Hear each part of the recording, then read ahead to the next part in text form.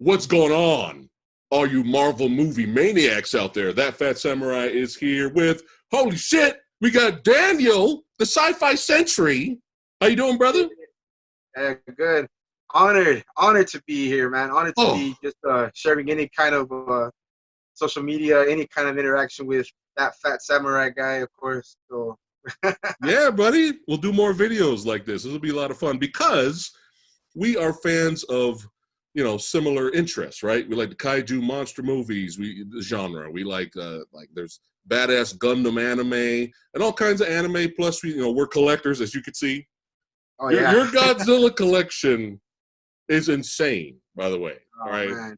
Those of you that are watching the podcast or listening right now, if you go to the Sci-Fi Sentry, channel, check out his videos on his Godzilla and kaiju collection. Is insane. You put ours to shame, my friend.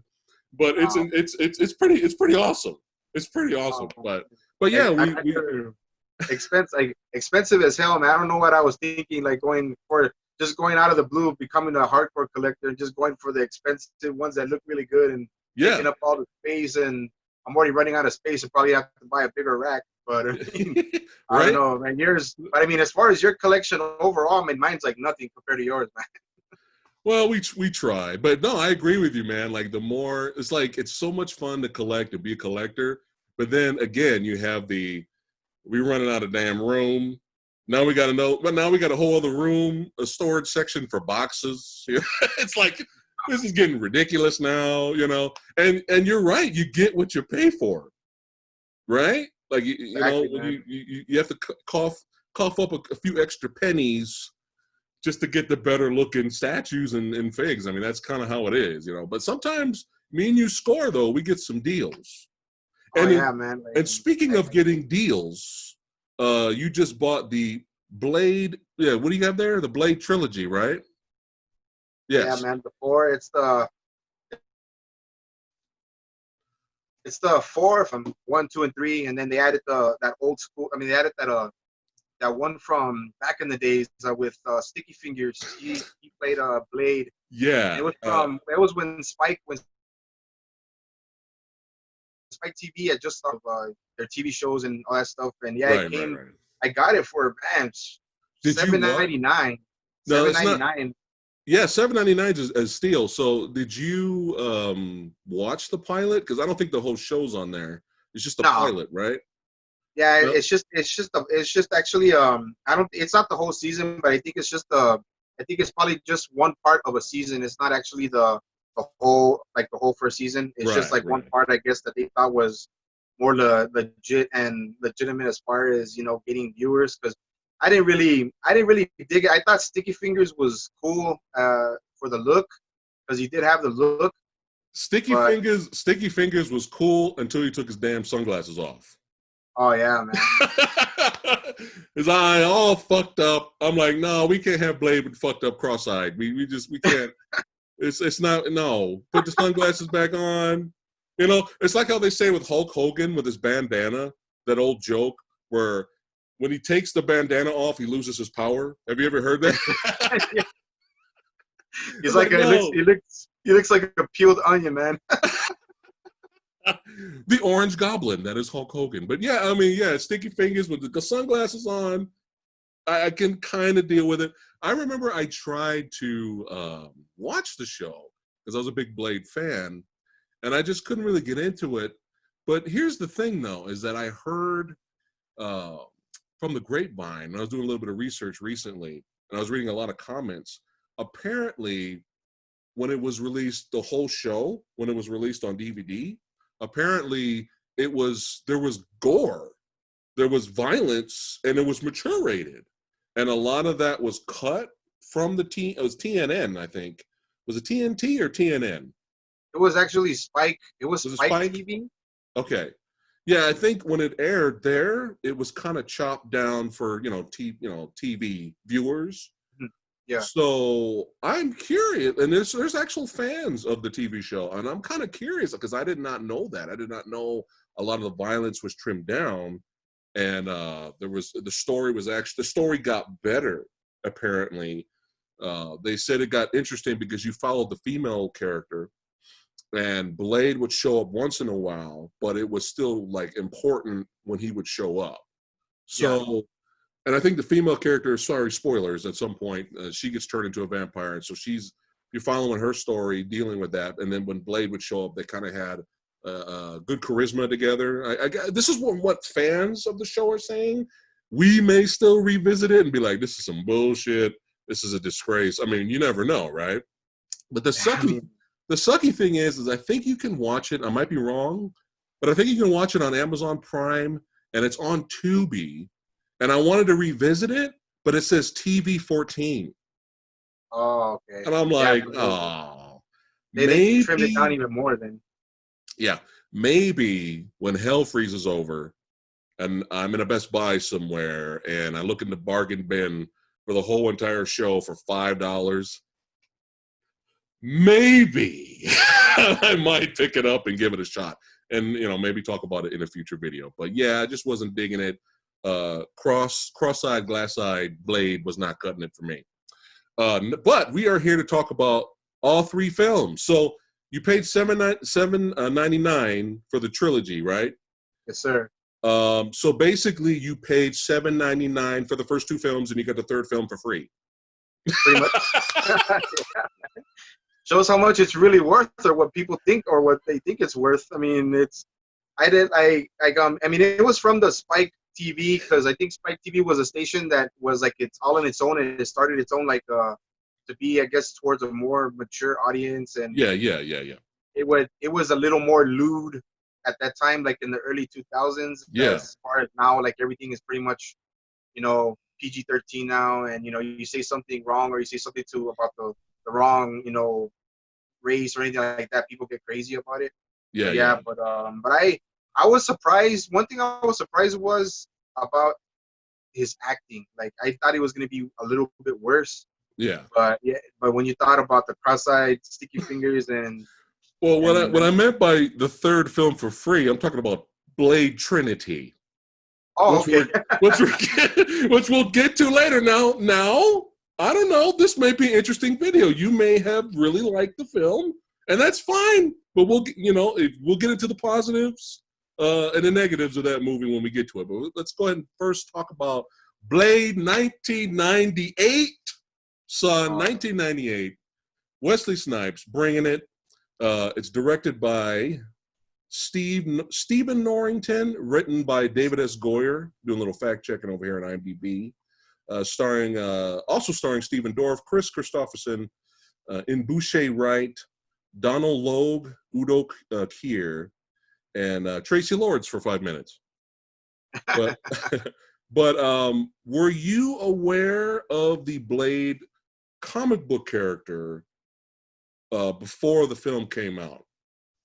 Actually, I was, I was deep into the hardcore comics of like the early 90s and towards the middle 90s and then the late 90s.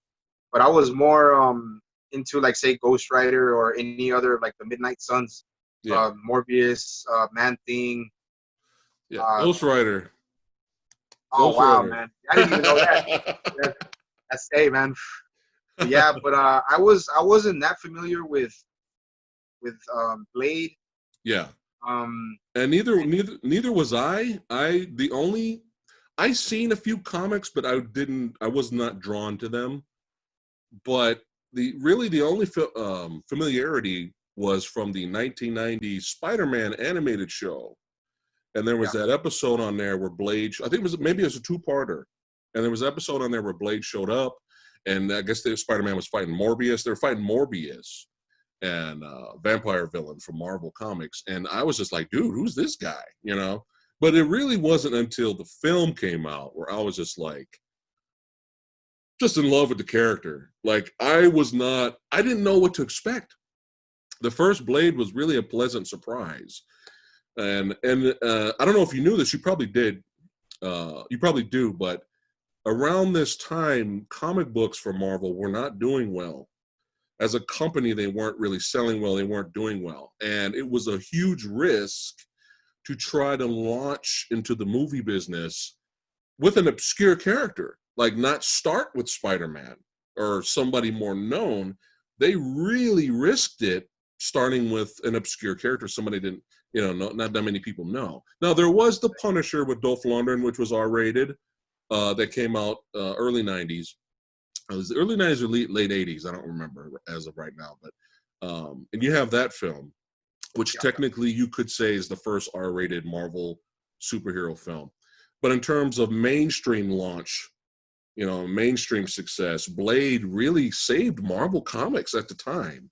And now other studios kind of took a risk. We're like, all right, we have a property here.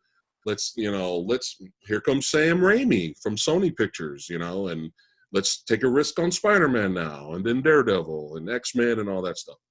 But Blade, a lot of people forget that Blade was the first that really got Marvel's foot in the door and was a success and made other companies in Hollywood go, maybe we can do something about that. So some people have made videos that, that we probably wouldn't have the MCU right now if it wasn't for Blade. And that's credit to how entertaining and good the movie is and how it's, still to this day well received, and I really enjoyed it, man. It scratched the fucking itch. It scratched the itch, damn it. That's right, the action itch. And the sad thing, though, is, well, I'll get to the sad part at the end. But what I really liked about the Blade movie was, it's not too much of an origin story. The movie already starts with one of the most kick-ass, badass fight scenes. Iconic. There's iconic imagery in this movie. Just him standing there in the club, the bloodbath club, and all the vampires are bathed in blood, and he's just standing there. You can take a snippet of that, a screenshot hanging on the wall. I mean, there's so many moments like that, right? Him, Susie, after the carnage of the bloodbath, him sneaking out of the building and slowly walking towards his vehicle that's in the shadows, and the wind is blowing, and it's dark, and it's just like, there's so many moments like that in this movie where it's like art. And I, excuse me. And I was just like, this is a fucking badass. Now, they could have fucked it all up. They still could have had Wesley Snipes, but what if they gave him some whack-ass outfit, like some bullshit superhero outfit, the movie was PG-13, it wasn't violent. I mean, they really could have fucked this debut up, but they didn't. They didn't. And the opening scene was so badass with him coming in and fucking up all the vampires. I mean, just think about it. When was the last time that we had in a mainstream action movie, a mainstream action film that was released in all theaters everywhere? But the opening action sequence, the hero used a shotgun, automatic weapons, silver stakes to stab motherfuckers, right? I think he had a crossbow, too. And he whipped out the iconic, blade katana sword, looking sword. I mean, multiple weapons is what I'm saying here. Like and the glaive, when he had the glaive. Yeah. When he had the glaive, you just toss it over there and he killed like 3 vampires all at once going around. It's an iconic weapon. It is. I've been, I've for a long time have been wanting to buy a replica of the blade glaive and the sword. But everywhere I look in the malls and, online, they're always like bootleg versions that something's not quite right.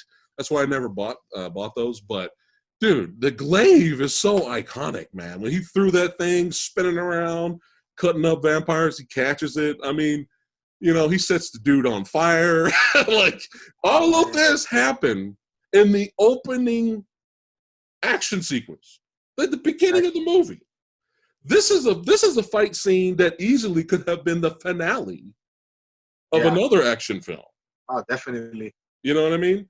Definitely. And that's why I was kind of disappointed in the Thomas Jane Punisher movie. Now, I like Thomas Jane as Punisher. Yeah. But the movie itself, it kind of felt like it was kind of weak. It kind of felt like a soft R. And when he Exactly. finally was kicking ass and finally, it wasn't really to the end, and it was just kind of like, we could have had Thomas Jane do a lot more, is what I'm saying. But yeah, we have this opening finale badass fight that introduces the character, but the very iconic, techno rave music of the time. When you hear that Oh, that's song, cool. I had, I know. Don't hate me, man. Don't hate me, but I still Oh have the no, sound. man, no. Oh, you like the soundtrack? I mean, I thought it was all right, but I mean, like at that time, like the techno thing was that was, it was the late, it was the late '90s, man. So I guess Yeah, that was the in thing, that was the yeah, let's do a techno and yeah, add it to like a rave. It was like a rave kind of scene, and I think it yeah, was in like some kind of, it looked like some kind of either morgue or slaughterhouse or something like that. yeah, But yeah, yeah, it was like the right scene for the right, like it was for that movie and the right opening. It was like the perfect scene that you would guess, like people would be like, you know what, it was just like thought of out of nowhere, that you'd be like, holy shit, that was like one of the baddest opening scenes. And then with instead of the water, they used blood, yeah. and Tracy Lords freaking cussing out and getting freaking kicked and turning sideways, and then Blade ended up hitting her right in the crotch, and then he shoots her head off. And I mean, It's that's all in the like beginning, and this is all in the beginning of the movie. I mean, it's so badass, and even and then when I started to note, when I rewatched all three films last night, and I know you rewatched them as well, I know I noticed more and more the little Blade isms, like when Wesley Snipes used the crossbow to pin Deacon Frost's number 2 up against the yeah, wall. He's like, Quinn, yeah. he like makes that Oh motion. He's man, like, that's so '90s, man. That is so '90s. it's so hilarious though.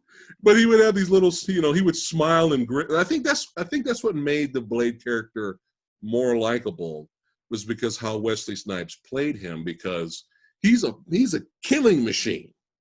Yeah, And he is a killing machine. He has all their strengths and none of their weaknesses, because he's half vampire. And it's like he really could have just been this boring, bland, I kill vampires character, and that's it. But the way Wesley Snipes played him, he gave him a little bit of personality, but it was subtle. It yeah, was subtle. Once in a while he'd crack a grin to be sarcastic, or he would get angry. Like the part in the hospital when he's going in to finish off the vampire that he set on fire, right? And yeah. the security guards come up there and they shoot him, and he turns around and he goes, "Motherfucker, are you out your damn mind?"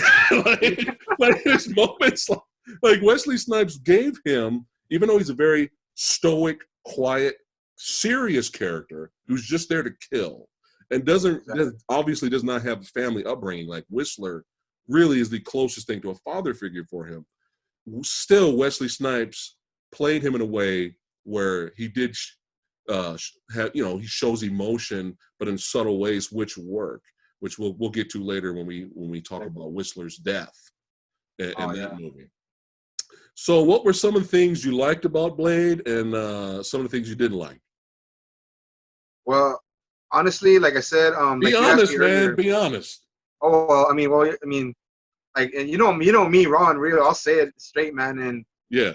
And like in all honesty, like you said earlier, like you mentioned, that if I had any prior knowledge about Blade as far as Marvel comics and anything, and I had very little, but like I did notice some things about Blade, was that in the comic books he was actually just born like a vampire. He was born a vampire, but without any of their strengths.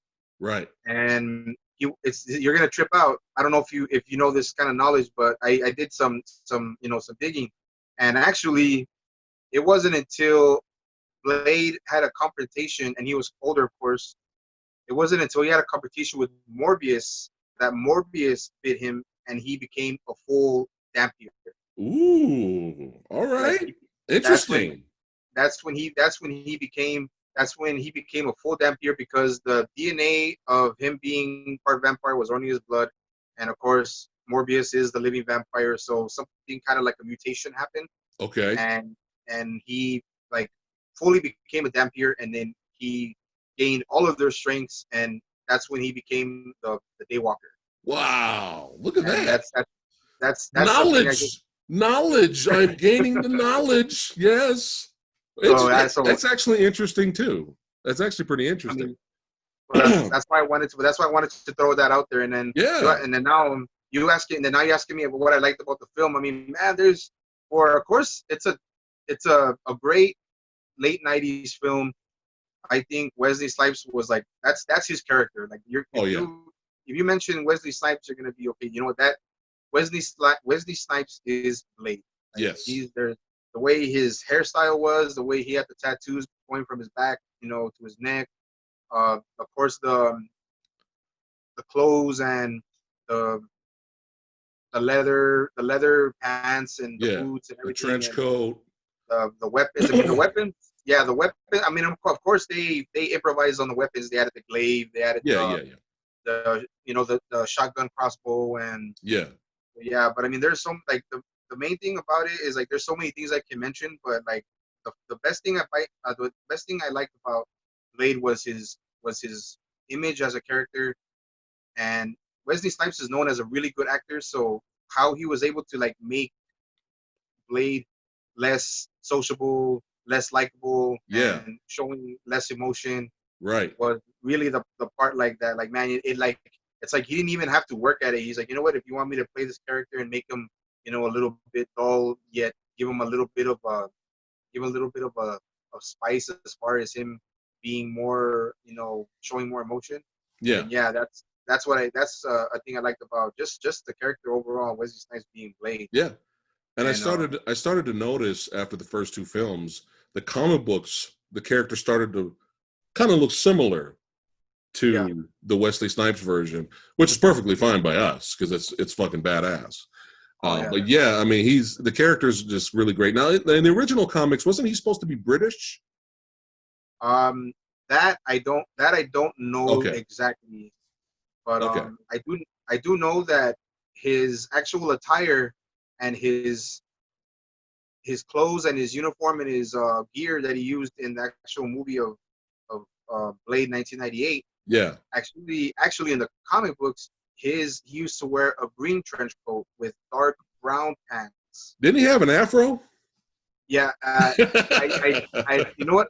I think he just had a straight flat top. Okay, okay, okay. I think he just had a straight flat top, and but he had the lines. Right, He had right. he had the three lines, and Yeah, and he had like dark brown boots. right, And he had kind of like spikes. He had like kind of like spikes on the I think on the ends of his trench coat that was green. right, right, right, But right. yeah, but that's when you could tell. Yeah, that's when you could tell with like the original Blade. They totally changed it up. It's like nah, this guy we got to make him look like a dominatrix with a whole bunch of leather, a whole bunch of weapons and spikes, but just add a few shotguns and sword and stuff like that. I mean, that's what they did, and It's and that. funny. It's funny as much as I enjoy the first Matrix movie. Mm, The first Matrix movie, and they have the badass long black trench coats and the sunglasses. Blade did it a year earlier. yeah, exactly. He did it a year earlier. And what's interesting is, I don't know if you're aware, excuse me. Um, I know Wesley Snipes at the time was trying to work hard to become the first black superhero Yeah, in Hollywood. And he was originally supposed to be Black Panther. They were yeah, actually going to try to make a Black Panther movie back in the 90s, which I don't know, that probably would have been kind of weak, I think. yeah, But you never know. Maybe it could have been badass if we still had the martial arts in there, but that didn't work out. And then he decided to do Blade. Thankfully for us and himself as a career choice, he decided to do Blade. But our boy Michael J. White beat him to the punch with Spawn, which came out yeah, in 1997. yeah. So nobody talks about it, excuse me, because Spawn gets a really bad rap.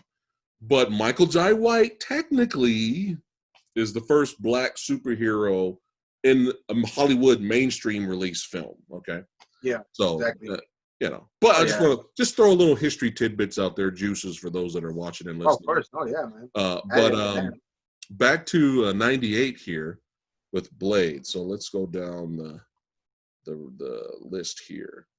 So not only did I grow to love the Blade character, because he easily could, with different dialogue, directing, and acting, he could have been a very unlikable character.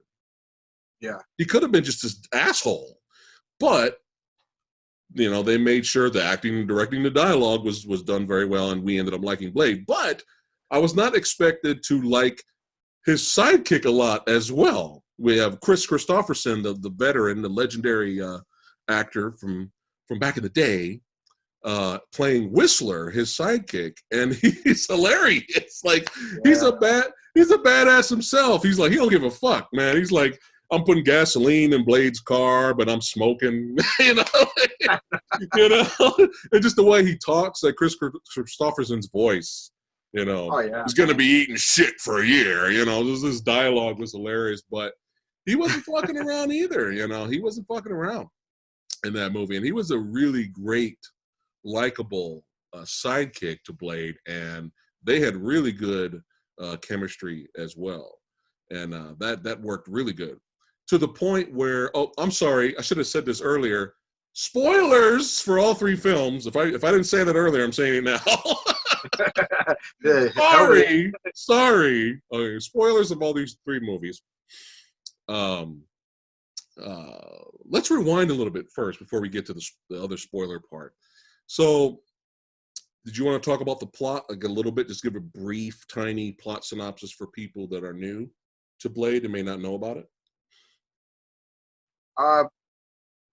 Other things that, as far as the film goes, the one part that tripped me out was that they didn't automatically know, that a lot of people probably didn't know, was that Blade in the movie, he was actually, how can I say it? Like they added the fact that he needed to drink blood, that that his body required for him to drink blood, and he was still dealing with the thirst. Yes, exactly. And in the comic books, actually, that's not in the comic books. Okay. In the comic books, he doesn't actually he doesn't need to feed on blood. I mean, I think the serum is still part of his actual comic book character as far as now. I mean, I don't know how it is now. Maybe they did add it now, since it's 2020 and this is like 98. Yeah. But so what some people didn't know as far as the comic book Blade and the movie 98 Blade was, the thirst was actually not part of the actual comic books and the information and the lore. Wow. What they actually added that he has to take the serum, and he that he has to drink blood in the film. And that's another thing, like a lot of people, like, when I found out about it, I was like, wow, like I didn't even know about that. I just thought Blade, I thought he required it, like all the time, like or that serum that he needed to take. And that was another thing that kind of threw me off. And then I did the research and everything, and I'm sure a lot of people, if I didn't know about it, and I'm a Marvel fan, just like we're Marvel fans and everything. We try to get as deep, and we try to gather as much information and process it. Yeah, I didn't know about it. You're just not you're telling me now, so that's really interesting. That's why, but that was like that. But it still worked for the film, though. Yeah. That was now that you asked me that was a good question about like a small plot synopsis. That was the one that I could just think of right away. Yeah. That a lot of people that I thought that I didn't know about it, you didn't know about it, and a lot of people didn't know about it. And then and then the fact that like hitting into it was Karen, the girl that got bitten and became a vampire, that she killed herself. Yeah. She was the one that created a better serum for the other two films. Right. Yeah, that's right. So that's she, why, like, she ended up curing herself too. Yeah, and that was another thing that kind of threw me off too. I was like, wow, I didn't know that you can cure vampirism. Yeah. But I guess it wasn't. They used mysticism in this film, but they kind of made it scientific at the same Right. time. So that's Right. why, but that was another thing that actually, like, the kind of plot, those little plot points that made me like, okay, that wow, you can cure vampirism, and then Yeah. they use science with mysticism. Right. And So it only worked on people who were bitten, I yeah, believe. yeah, like it It didn't doesn't. work on people who were born vampires, just people who were bitten. Yeah, It worked on them, which is interesting, you know. Now, the I think it's creative and hilarious at the same time because it's kind of ridiculous. Let's talk about the vampire mascara, which was which was oh, inconsistent throughout the movie. Because if you look at it, exactly. you got Deacon Frost's character and his group. They're basically having an uprising. They want to take over because the one of the plots of the film is you have Udo Kier, another legend of the genre. You have him out there. He's kind of like the head of the vampire house. You have these different Yeah, houses, different lords, and they're like, look, we're rich, we're successful, we're running things. We don't need to go out there and fuck up our relationship with the humans that know we exist, right? They know we're exactly. in charge, but we're not gonna throw our weight around, and then the humans are gonna turn on us and then we're gonna have a war. Everyone's Exactly. rich, we're living the life, don't fuck things up. Well, on Stephen Dorff's Deacon Frost character, he doesn't see it that way. He wasn't born a vampire. He's a he was turned, and he is like, hey, we need to be running shit. These guys are Right. cattle, they're Yep. food. Why are Yep. we, working with these guys? We should be running shit. So he goes through the vampire Bible and tries to figure out an old legend of what it takes to create or bring back or resurrect this vampire-like god, I think called La Magra. I Yeah. think that's what The it was Marvel. called. Yeah. And that's what Deacon Frost is trying to do. So, but of course, him and Udo Kier are butting heads. So he's like, all right, we need to take this motherfucker out. Yep. So him and his crew put on the vampire mascara. They take Udo Kier out to the beach, I think, and then they talk shit to him. They take his teeth out, Yeah. just to throw down on the table for the other lords to know that, hey, don't fuck with me. I just killed your boss, kind of thing. Exactly. But before that, it's like the sun is barely coming out, right? And Right. Udo Kier is already smoking. He's already steaming. But they're Yeah. okay. They're okay because they have the vampire mascara, right? But then when the Right. sun really starts to come out, then they're like, all right, fuck it. We need the motorcycle helmet. Let's put the motorcycle helmet on, put the black shade down, and then we're okay. But then later in the movie, Deacon Frost is just walking out in the sunset, this daytime. He's just walking around with no motorcycle helmet, no shade. He's just got vampire mascara is good enough. But it was one of those it was one of those things that it's creative, I guess, but kind of hilarious at the same time because it was inconsistent of how powerful the vampire mascara was to keep the sun away from killing them. But that was a little nitpick. It was a little cheesy, but it was fine because at that point in the film, when you get to that point, you're already on board with the story. You already Yeah. like the characters. You're already entertained by the villain. So those little things, you can turn your brain off for stuff like that. That's fine. But it's still, if you think about it, it's kind of funny. The vampire mascara thing. But so you have Blade when he when he was I mean, young. like, Oh, go ahead. it Go ahead. was something used. Like, it's something like you said. You're already interested in the characters. You're already interested in Blade. You got already a little bit of a backstory especially with Whistler, and then with everything else going on, and then finding out about how they use glyphs to um, Yes. distinguish the actual people that are how do you say it, that are The familiars. familiars. Yeah. Yeah. And then this, like you said, that's a good point because the sunblock to me threw me off too. I was like, wow, I mean, that must be some really freaking good sunblock. I mean, I was like, but like you said, it was kind of corny, and it was, kind of silly, Yeah. but I mean, it was like used like so quick and so fast that, Right. like in the movie, like people can be like, it's easily forgettable. Yeah. Yeah. And but I mean, I was just like, but wow, I mean, if I mean, you would think about it, okay, if they had vampire mascara, then you would think the actual elders would be using that already and going out and instead of having to go instead of having to do like underworld negotiations and you know what I could only do it at night, whatever. Yeah. Could have done something like that, but it does kind of give off that kind of like, you know what, why are you wearing mascara? It's so bright, it's kind of grayish. Why are you wearing that in daylight? So Yeah. it was an easy, silly You can part of the movie nitpick at that it. that's easy. You see it and it's like it's forgettable. Yeah, pretty much. But what's funny is it is forgettable, but some people remember it. Some people. There's a hilarious show on FX right now. I highly recommend, called What We Do in the Shadows. I don't know if you watched that. It is hilarious. It's the second season's almost done. I highly recommend you guys, you and whoever's watching and listening to check out What We Do in the Shadows. First, watch the movie. The movie is hilarious. So watch the movie first, and then go watch the TV series after, because it's a different cast. It's a different characters. But it's funny because there was an episode where the female vampire of the show turns a college girl into a vampire, right? Because she felt sorry for her. So she's like, because she's getting picked on, no guys like her and all that. She's like, hey, let me go and give her some powers. So she turns her into a vampire. So it goes horribly wrong.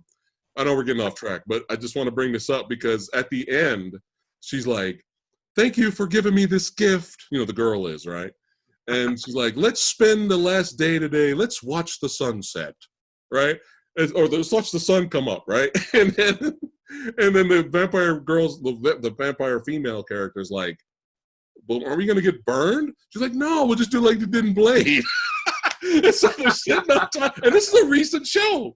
Show. And they're sitting on top of the roof. And they're both wearing the black motorcycle helmets with the face shield. And they're sitting up there like, oh, this is wonderful. And then all of a sudden they're like, fuck this. And they start burning. And then they just run out of there. It was hilarious. But I was like, wow. They actually had a callback to Blade. Yeah. How many years later? Oh, so wow. The movie still has stayed with some people, and it's become a cult classic with others as well. But so back to the plot. So we have Blade. His mother was attacked by Deacon Frost, which was revealed later. It's a big reveal later. And he's born half, basically. He's got a Dampier, is that what you called it? Yeah, a Dampier, yeah. Dampier, right? And he's out in the streets, blood, growing up. Basically, this young kid killing folks. He doesn't know what he's doing, He doesn't know who he is, what he is, and he's just running out there. And he tries to attack Whistler, who was already a young vampire, not young, but vampire hunter himself, because a vampire killed his family, which was revealed later. Really good acting and backstory from Chris Christopherson. So Chris takes him in. Once Chris realized what he is, he's like, what the hell, man? This guy's totally different. He's not your usual vampire. And he takes him under his wing and raises him in a way. And then that's their relationship. So, and they're going around killing the vampires and just trying to kill as many as they can, basically. And they're trying to hunt Deacon Frost, man, because he's the one causing the most trouble, but they can't find him. And then they finally meet. Actually, even though the mascara scene is, in the park, where he's in the park, Deacon Frost is in the park, basically in broad daylight. Exactly, yeah. Even though it's a little silly, what's, like you said, when you forget about that stuff because of the acting and between, Stephen Dorff and Wesley Snipes. That was a really good scene with them together. They finally meet together for the first time face to face. Really good dialogue. And it's almost like, are we about to draw right now? Like it's almost like a standoff. You know what I mean? Exactly. And Blade wants to kill him right then and there, but he's got Frost isn't stupid. He's got the little girl right here. He's like, I'll fuck her up if you try something. But he tries to recruit him. And he tells Blade, he's like, look, even if you kill all of us, do you think humankind is going to accept you? They're not going to accept you.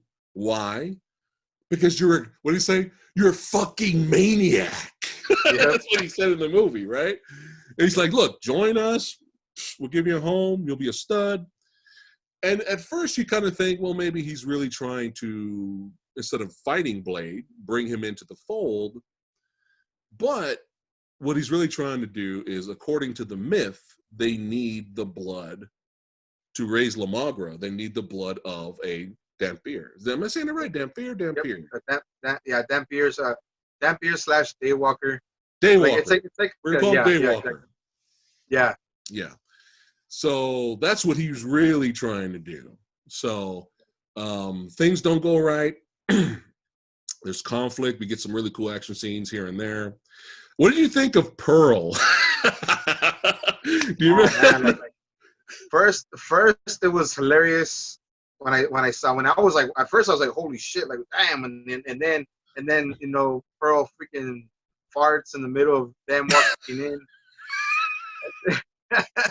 and then he starts, and it's funny, just the way they, of course I'm pretty sure they enhanced the voice, but yeah, it's like, he's here, you know. He's gonna kill me, This big, huge, gigantic, large, like huge 8 Phat Samurai Guys put together vampire called Pearl. They come across this character. I have to talk about Pearl just a little bit because it's hilarious. And this person is kind of like the archive, the guardian of the kind of archives the vampire Bible and the glyphs, right? Yeah, exactly. Yeah. Right. And basically it was just useless. It didn't get up and fight or anything. It was too damn big. But they end up killing it after they get the important information. But I just want to talk about, like, even though it's kind of a funny scene, the practical effects was pretty good. Yeah. Like, oh yeah. Of the massive vampire creature, it's actually pretty good. The record keeper. Yes. Yeah. Thank you. Keeper. Yeah. Thank you. Yeah. So yeah, the pretty good practical effects. We got some decent makeup effects and practical effects throughout the film. But before we get into the third act and we talk about the finale and whatnot and what happens to Whistler, as much as I love the movie, it scratches the fucking itch. I'll defend it till I die. For me, in the genre that it represents, it's a 5-star movie. Even though it's not perfect, it's 5 stars for me. 5 stars. For me. And there's not that many badass comic book films like it. And that's why it's kind of stood the test of time for me. But I have to be honest, right? There's a few negatives here. And one of the negatives is the CGI. Yeah. The visual effects, I know during making of the film, I know they did run out of time. They ran out of time. And the budget obviously wasn't as big as, the Marvel films we got now, obviously. Yeah. But the CGI, at the time, when the movie came out, I was fine. But it was fucking 1998. I was okay with it. Like, it didn't really bother me, right? But when you watch it on Blu-ray, of course, Blu-ray enhances everything. Yeah. And it's just like, oh, no. Like, for example, at the end where Deacon Frost's character, they start, when they raise Lamagra, the skeleton vampire things pop out all the elders, and then they're flying around, they're flying through him. It's rough. It's rough. Yeah. It's rough looking, you know what I mean? And a lot of that is, due to time constraints and budget. That it is what it is. It is what it is for its time.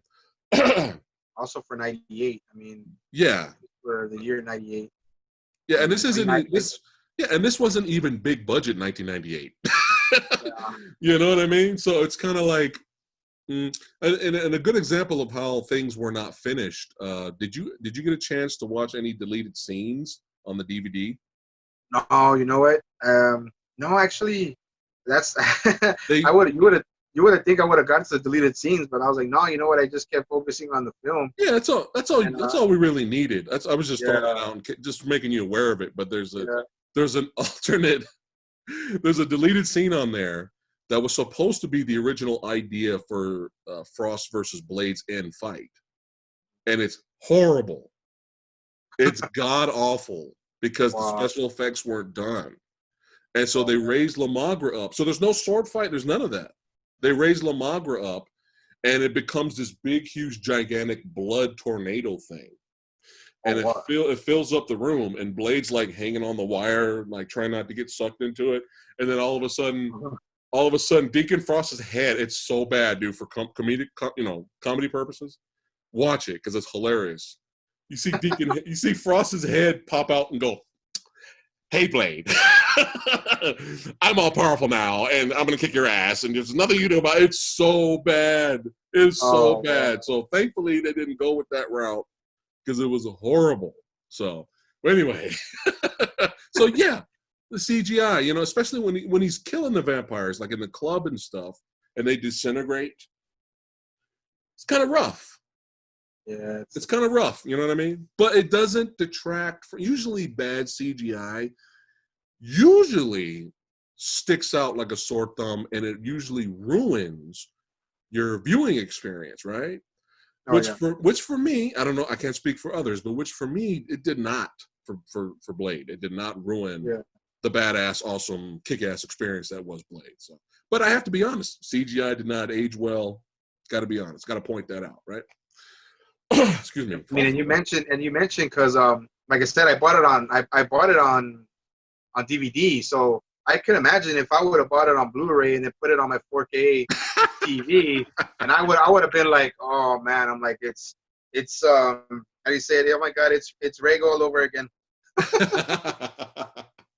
Yeah. So that's why, like you said, that was a good point. I want to mention, like, yeah, I bought it on DVD, so it doesn't. I mean, I guess because it's DVD is not as good quality, so it doesn't. I didn't pertain it to look that bad, Right. but I would, like you said, if I would have seen it on Blu-ray, Right. I'd be like, ooh, yeah, 98 definitely is a long time ago. Yeah. Yeah. It's okay if you like Rago, man. Okay, it's okay. Yeah, There's nothing wrong with liking Rago. it's all good, man. You can't agree on everything, and it would be boring, right? Exactly. No, but yeah, but you had a. But it's a good thing, like you said, man. I mean, I haven't even seen that deleted scene, so it's a good thing I didn't see it. Oh, after we're done with this video, you got to watch it and let me know what you think Well, about it. now, of course, now I'm gonna watch It's it. I'm gonna be like, oh wow. hilarious. Yeah. So where are we at the plot now? Am I miss anything important before we get to the third act? No, we pretty much already covered. We already covered the funnier parts, which was of course Pearl and then the deleted scenes, and then going Right. as far as going as far as Deacon Frost, using the ultra sunblock. So Yeah. So I think at this point in the story, uh, obviously they find out where their hideout is. Deacon Frost's character. You know what? Before we go on, let's talk about Steven Dorff. I still feel the same way.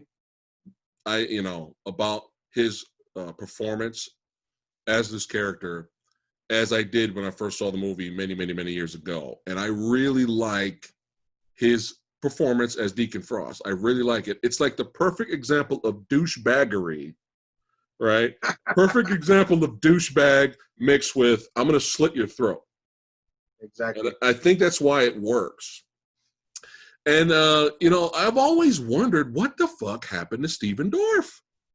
What happened? If you watch his performance in this movie, you would think he would have gone on to other things. Now, I know he still works. I know he still makes movies, but, I don't mean I'm not saying he needed to be a superstar, Yeah. but you would think you would see him more in mainstream projects. I mean, really, the last movie I saw with him in it, he was co-starring in, was the Immortals, starring Exactly. Henry Cavill. And me and my buddy Fat Ninja were like in the theater because we're fans of Blade 2, and we were fans of his performance in Blade 2. And we were in the theater like, dude, it was nice seeing Steven Dorff. It was nice seeing him in that movie, even though it was a small part. But yeah, it would have been nice to see him do more. I know he's still working, and I know he still has his fans, but it would be nice to push him in the the main light for more projects. He doesn't have to be the star. Have him co-star in more stuff. You know what I mean? So I mean, he was a good. I thought he was a good actor, and he.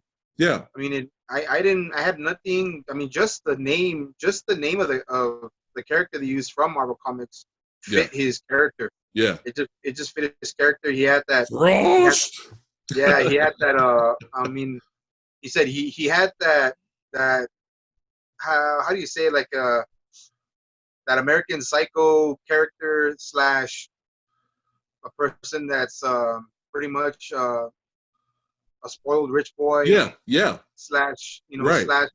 slash with a homicidal maniac, Yeah, and yeah. and, It and he just worked. and he put it all together, and like I mean, of course he was younger, but I mean he had that that factor of a villain that, you know what, he didn't give a shit. He was raw. He's like, I'm gonna do whatever I want, whether Yeah, you with me or you're without me. yeah. I mean, I'm pretty sure even if like like we talked about earlier, that if he would have brought Blade into the fold, he would have screwed over Blade the first chance he got, Oh yeah, and just use him, and then he just would have been, you know what, I don't need more competition. I don't need one alpha. I don't need another alpha male, leading my pack of, leading my wolf pack.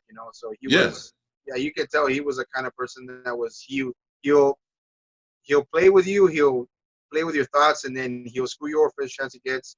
You fall asleep, you slit your throat, you right. turn your back, stabs Yeah, you in the back, and he yeah. just had that. He had that factor to him, and Mhm. like I didn't have anything bad to say about his character, just towards like just some of the other people that were in the movie that he co-starred with that were the villains. But no, but I mean, Steven Dorff was. I mean, he was a good actor. Yeah, I and actually thought. Go ahead. I think that would have been another thing that would have ruined this movie's success if Blade. You could have the exact same movie and everything, and I think it would have tainted it if we had a really bad, bland, boring villain. Exactly. Really would have I hurt. agree. Really would have hurt Blade. And you know what's funny? When I look at the Deacon, when I look at the Deacon Frost character, why do I have a feeling, or the way Steven Dorff portrayed him? Why do I have the feeling if that character was played today, I would hate him. Oh yeah. Like I would hate him. Like it would not work. It would not work. It would be played. I guarantee you, it would be played by some 20-year-old, just cocky, overacting, trying to be super evil, and it just would have failed. And I would be like, "Fuck! Die, kill him." I would have. Hey, I just have a feeling somebody playing that type of character now probably would fail. I think they would Oh fail yeah. miserably because the Frost character was entertaining. I think it may be a good example of a character similar played now, or maybe a couple of years back, but just failed horribly, was the main villain Blackheart from Ghost Rider. Oh yeah. Nicholas, there you go. That's Yeah. Frost played wrong. Right? Right? Exactly. Even though he's Exactly. another character, the guy was trying to play it like him. It was Oh yeah, man. terrible. And there was one more too I had in my head. Oh man. Yeah. Brad, Maybe the guy it'll that come back to me later, but there was one I more I mean had. the I mean the Blackheart character was. I mean, I really tried, and I did enjoy somewhat Ghost Rider, but I really tried to like Blackheart, and I do like that actor. The actor, he's a great freaking actor that played the guy that played Blackheart in Ghost Rider. Yeah, But man, I really tried hard yeah. that style of Blackheart, man. I I could really like tried hard, man.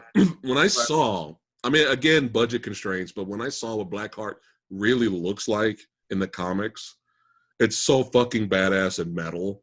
And then oh we yeah, just get that dude, and it's just when he transformed, it was like a roar, and then that was it. And I was just like, oh, man. it was so But bad. yeah, But but it is. visually, I know a lot of people give both Ghost Rider films, they have a horrible bad rap, and a lot of people blame Nicolas Cage for it, and that's not fair.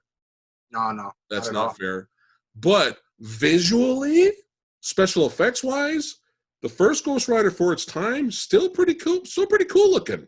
Oh yeah, I liked it. The I visuals, did like it. and the Yeah. second one had good visuals too. At least the visuals were good. But yeah, the same thing with the second movie of Ghost Rider. Horrible villain. Very Oh man. just That can why does when people talk about MCU films, nobody talks about the villain from Dark World, Thor, Dark World. Nobody talks about that villain, right? Because I mean, I like parts of Thor: Dark World. I think it's entertaining, but yeah, who I don't remember his name. Do you remember his name? yeah, Right? it's Malekith the Accursed. Oh, you're way better than me, man. Because I like as much as look at Guardians of the Galaxy. That's one of the rare occasions where a movie, again, Marvel taking a risk, um, making a big budget movie on an obscure comic book that nobody knows about, with a Yeah, really weak villain in Ronan the Accuser, who's a yeah, badass in the comics. Ronan's a badass in the comics, but yeah, in the exactly. movie, he didn't really give that guy that's another good example. That guy's a great actor, that guy. The actor, I can't Yeah, remember his name right now. Lee Pace is a Lee Pace he was Yeah, I think he played Ronan. He played Ronan good, they and just didn't like give him a lot to do.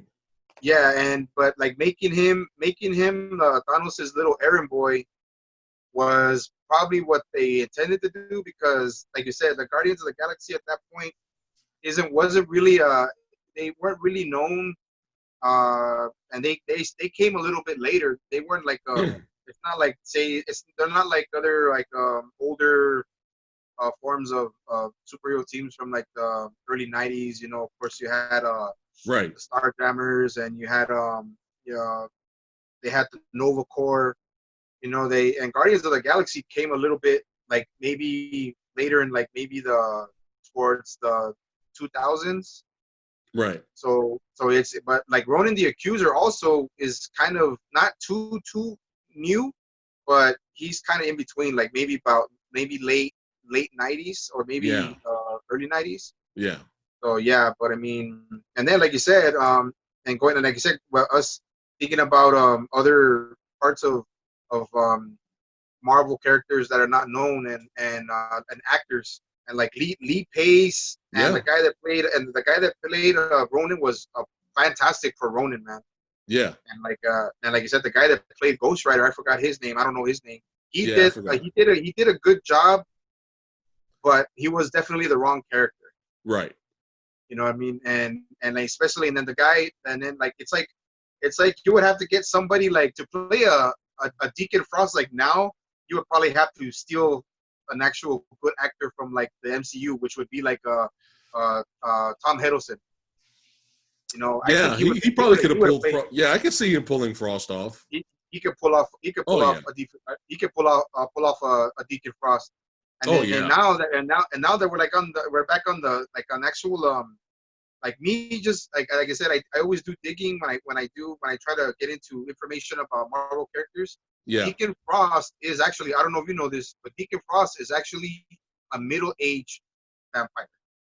Like Oh he's an really? actual, yeah, he's actually He's an older. older, yeah, he's an Okay. older vampire. He's probably about in the comic books. I would say he's probably like in his maybe late 30s, early 40s. See, it's why I want to do this video with you, man. I'm getting the knowledge. That's it. Bringing that's what I want to do. It's like Sci-Fi Sentry knows movies and comic books. We got to Oh have a man, discussion. Maybe in the future we can get together and talk about the Ghost Rider films. oh yeah, Uh, man, in the definitely. future, but back to Blade now. Um, Basically, they ambush the hideout. Yeah, Frost's crew. They ambush the hideout. They they basically torture and beat to death. Well, he's on his way dying. yeah, Uh, yeah, Whistler's character, and this is a really one of the best moments of the film, and people remember this moment because it's very emotional with not really a lot of emotion to it, and that's pretty impressive. You don't have Blade going, now, which we'll get to later. We'll get to that later, right? Oh, I saw He that this doesn't really morning. show. We'll get to that later. Blade subtle. He's subtle when he shows his emotions, right? So when he walks over there, I really like the scene. Well acted from both parts. Well, he walks up there and he's, Whistler's laying down, covered. There's a sheet covering him with blood all over it. And I love if you watch that scene again, look at how Wesley Snipes played that scene where he couldn't even look. He couldn't even look at Whistler because he's just like, fuck. This guy was really my only family, really. Yep. And he couldn't even look at it. He grabs it like this and slowly pulls it down. And then he musters up enough courage to finally look. And it looks like, it looks like he's dead. And then he, for his last couple of breaths, he tells Blade, look, this is the plan Frost was trying to do. I'm just letting you know what his plans are. You need to settle it, and you need to. Actually, he told him to leave because he said your blood is the key, Blade. That's what they want. So just run away, and they won't, resurrect Lamagra. Plus, he cares about him because he's the closest thing to him having a son, right? Yeah. And a really good emotional scene. And if you could look at Wesley Snipes' face in that scene, again, showing emotion without showing emotion, which was very interesting. He rarely, you could tell he's sad in his eyes, and you could tell he's sad a little bit, but he's not bawling or crying out because this is not what Blade does, right? And after he gives him instruction, Whistler tells him, no, you need to finish me off, and Blade's like, I'm not doing it. And he goes, in pure Chris Christopherson fashion, he goes, give me the goddamn gun. It's like, give me the fucking gun. All right. That accent just works, man. Yeah. Give me the goddamn gun, Blade. And he leaves the gun with him, and then that's it. He slowly walks away in slow motion. The camera's following Blade, and you don't even see it, but you hear it. You hear the gun go off. Fantastic scene that nobody really gives a lot of credit to, especially with Marvel or comic book genre movies that a lot of people look down upon. A lot of people like, they're just roller coaster rides and that's it. Yeah. Not all of them. There's some of them that there's a lot of effort and hard work and performance put in with the actors involved playing these characters, And, it was a great scene that was ruined. But later, we'll get to that. We'll get to that later. With another movie. We'll get to that later. Anyway, actually, that scene's not ruined. Fuck that other movie. When we get to it. So, actually, they catch her. Blade goes on a rampage. It doesn't work out for him. He sees his mother, which catches him off guard. He's like, what the hell is going on? We have some cool badass fight scenes before that. And I like the new weapon he's using that explodes the vampire heads, basically. Oh, yeah, yeah. The Mbouche Wright's character made. She put something together, so as soon as he stabs the vampire, they explode. It's a blood coagulant. It was a blood coagulant. Yes. That was pretty good. And good action here and there. Automatic weapons, shotguns. He's on a fucking bike this time. I love his car in the movie, but it was cool seeing him on a bike. And, and that was dope. It was a modified bike, a modified crotch rocket. And it was, and I mean the car too. I think it was at first I thought it was a Camaro, but then it was a Charger. I think it kind of looked like a Charger. Yeah, because I kind of got the misconception that it was a Camaro. Yeah. I mean a Camaro, either a Corvette or a Camaro, but I was like, no, it ended up being a Charger. Yeah. And cool, but it was and then the fight scenes, man. The fight scenes, the choreography was, and one thing I will always give credit to in all three Blade movies is their choreography is always top notch, man. Like it's I mean sometimes it's kind of goofy, but when it came to like the way of course him being a martial artist, and the way he's legit. Yeah, he's got those taekwondo kicks down to a T, and and that's another thing too that I always liked about it. And it doesn't get credit either, especially now with a lot of a lot of the choreographers now. Like I bet you right after late '98 was done, I bet you other film studios were wanting to go after these guys that worked the film, and now Yeah, you have now you have choreographers all over Hollywood, and and yeah, that's one thing, and that's one thing that it took me, like I said, it took me a while to after rewatching them, especially the first one. yeah. The fight choreography was freaking was badass. And I think that was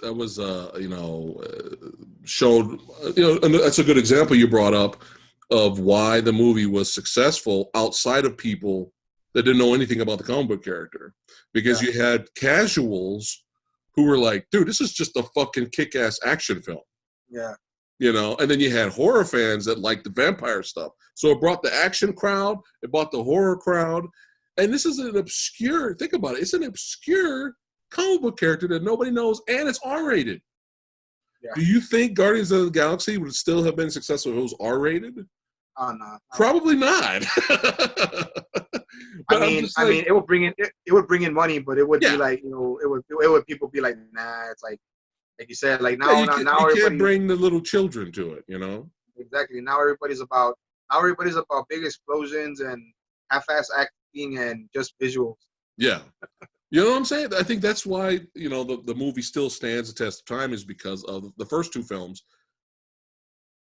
The first two Oh, films but stand the oh, test of time yeah, yeah, because of the yeah, action scenes. But yes, we'll get to that the action in Blade Trinity. We'll get to that. Anyway, so he gets distracted because he finds out his mother was turned by Frost, and um, she's like, she tells him later, I've killed and I've enjoyed it, and this is who I am, you yeah, know.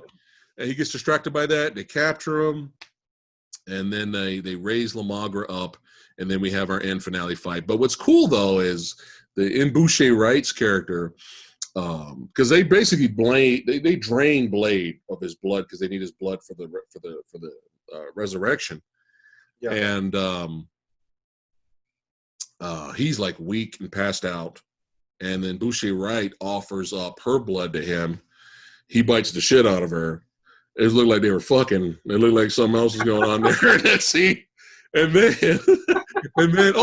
he ends up killing his mother too. He goes, "I must release you." He kills his Yeah, mom. exactly. It's Yeah, not really his mom anymore if you think about it.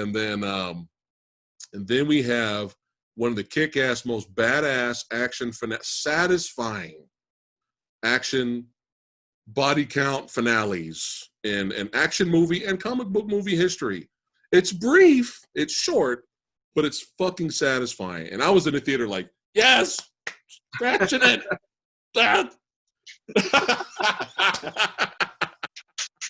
I ended up seeing this movie 3 times. oh wow. It came out. In the theater? I saw it with Fat Oh, Ninja. wow. Then I took the Cranky Critic to go see it with me. And then, at first I saw it by myself the first time. So, but yeah, Oh, man, it was just like, it gave me that adrenaline rush that I needed. But exactly. I think I'm skipping something important before we get to the finale. Uh, Skip anything the important? gathering, maybe when they really start to Oh, gather all the elders. the model turned actress was horrible. Uh, Stephen Dorff's like little chick. oh yeah, yeah, yeah, She was a yeah, perfect example of model turn actress. Like yeah. she was bad. She was bad. But She, luckily, the performance from Donald Logue, I don't know if I'm saying his name right. He cracked me up as Frost's sidekick. He oh cracked yeah. me up, man. He kept getting his arm cut off. It was hilarious. Like there's comedy in this movie too. People forget about, but he's like, Blade finally charges up. You got all the blood from Boucher Wright. That girl. She's sexy, man, but she's got a hell of a box adventure up here, man. That actress. I mean, she's got some box adventure, man. That forehead is huge. I mean, damn. Okay, sorry. If they ever make a Funko Pop of her, man, that's gonna be like gigantic. Anyway, I'm just messing around. And she still had a whole bunch of hair, and you still would notice. Yeah, man, it's like damn. It was like I mean, don't get me wrong. It was like boom. I mean, don't get me wrong. She should have just headbutted Deacon Frost and called it a day. Would have been the end of the movie. But you know what? But she was fun. Good. She acted well. She's hot. You know, I thought she was beautiful, and her acting was good. Yeah. And even though Blade's mom, Sana Lathan, yeah, I've had the biggest crush on her ever since. Oh yeah. And but they were both. I mean, They did a great job as actresses. Yeah, and of course, they didn't show Sana that. They didn't show Sana that much. And Boucher was, man, she was good. I mean, yeah, she was good. And yeah. I mean, I'm surprised. Like, she fell off. She kind of fell off. After that, after her making that movie, she kind of fell off and hardly didn't even do. I did some research on that too, and she hardly even did television after that. Well, I think I may be wrong, but I think she was in Alien versus Predator. Oh no! Yeah. Sana Lathan. Yeah, she. Oh, you're talking about in Boucher. Yeah, in Boucher. Yeah. Okay. Yeah, you're right. I didn't see her in anything after that. Yeah. She kind of I think she did maybe just another got on a few television appearances, but after that, she fell off. She fell off the earth after that. Yeah. And but as far as them two, I mean, and Boucher did real good, man. Yeah, they do. They're leagues ahead from that model turned actress chick. Oh yeah, man! It was a good thing she wasn't in that. Good thing she was not in that movie that much. When Tracy Lords is a better actor. Oh yeah. Tracy Lords, they should have swapped that, man. And I'm not talking about that acting. Yeah, Tracy Lords should have been Deacon Frost's chick. That would have been so way better. But anyway. That's why I'm like, and I'm not talking about that acting from Tracy Lords. Yeah. I don't know what you're talking about. Yeah, man. But whatchamacallit? So he gets recharged from in Boucher, right? And at the same time, La Magra has risen up in Frost's character, and then Blade he's just pumped. He runs, jumps, leaps down. There's a superhero landing. Before there was a superhero landing, before that shit was popular, Blade did it first. He rises up, and then you got Donald Logue, his character, just like, I got 2 brand new hands now, Blade. With his little switch knife. It's like, oh, I can't wait to fuck you up, Blade. I got 2 brand new hands. You going down? And he runs at him. And then out of nowhere, Blade pulls out, what is that? Was that wire? That sharp wire. It's like a sharp cable. It's like I guess it was like a sterling silver laced cable. Yeah. And then he cuts off his head, and then the whole body just disintegrates. It was just just dead. He runs at him dead. Yeah, exactly. That was so great. And then the movie just we're adding style here and substance, motherfuckers. We're doing both. And right, because he was wearing Blade's glasses, right? So after decapitating him, sunglasses flying in the air, Blade grabs him, the fucking techno music starts. Perfect timing. Puts it on, and then badass, awesome fightness, if that's even a sentence, begins. And he beats the shit out of all Deacon Frost's vampires. Okay, I don't know if anybody remembers this, but the fight scene is so badass that you have a scene where Blade and the other guy just spin this roundhouse kick in the air, for no reason. Yeah, exactly, yeah. Oh, yeah, man. They're both missing. And a lot of people make fun of that scene, but they're showing off, man. Exactly, they're showing off. That's all that. When martial artists do that, they're just showing off before they fuck each other up. That's all that is. But then you have another scene during the melee-in and shit. He's breaking necks. He's fucking up limbs. He's jump kicking people. He's like, and then people forget that he Roadhouse style rips out the vampire's neck and then throws it at another vampire. Oh yeah. He rips off the Adam's apple and throws it away. Rips off that, bloop, fucks that vampire up, then kills him. And I'm just like, dude, this is so amazing. And then he's all yelling, man. So satisfying. And then he kills the last one, and with perfect timing to the awesome soundtrack, he grabs the sword out of the wall, does his little another samurai badass ninja pose, and I'm just like and when in the theater, I was like, I already got my money's worth.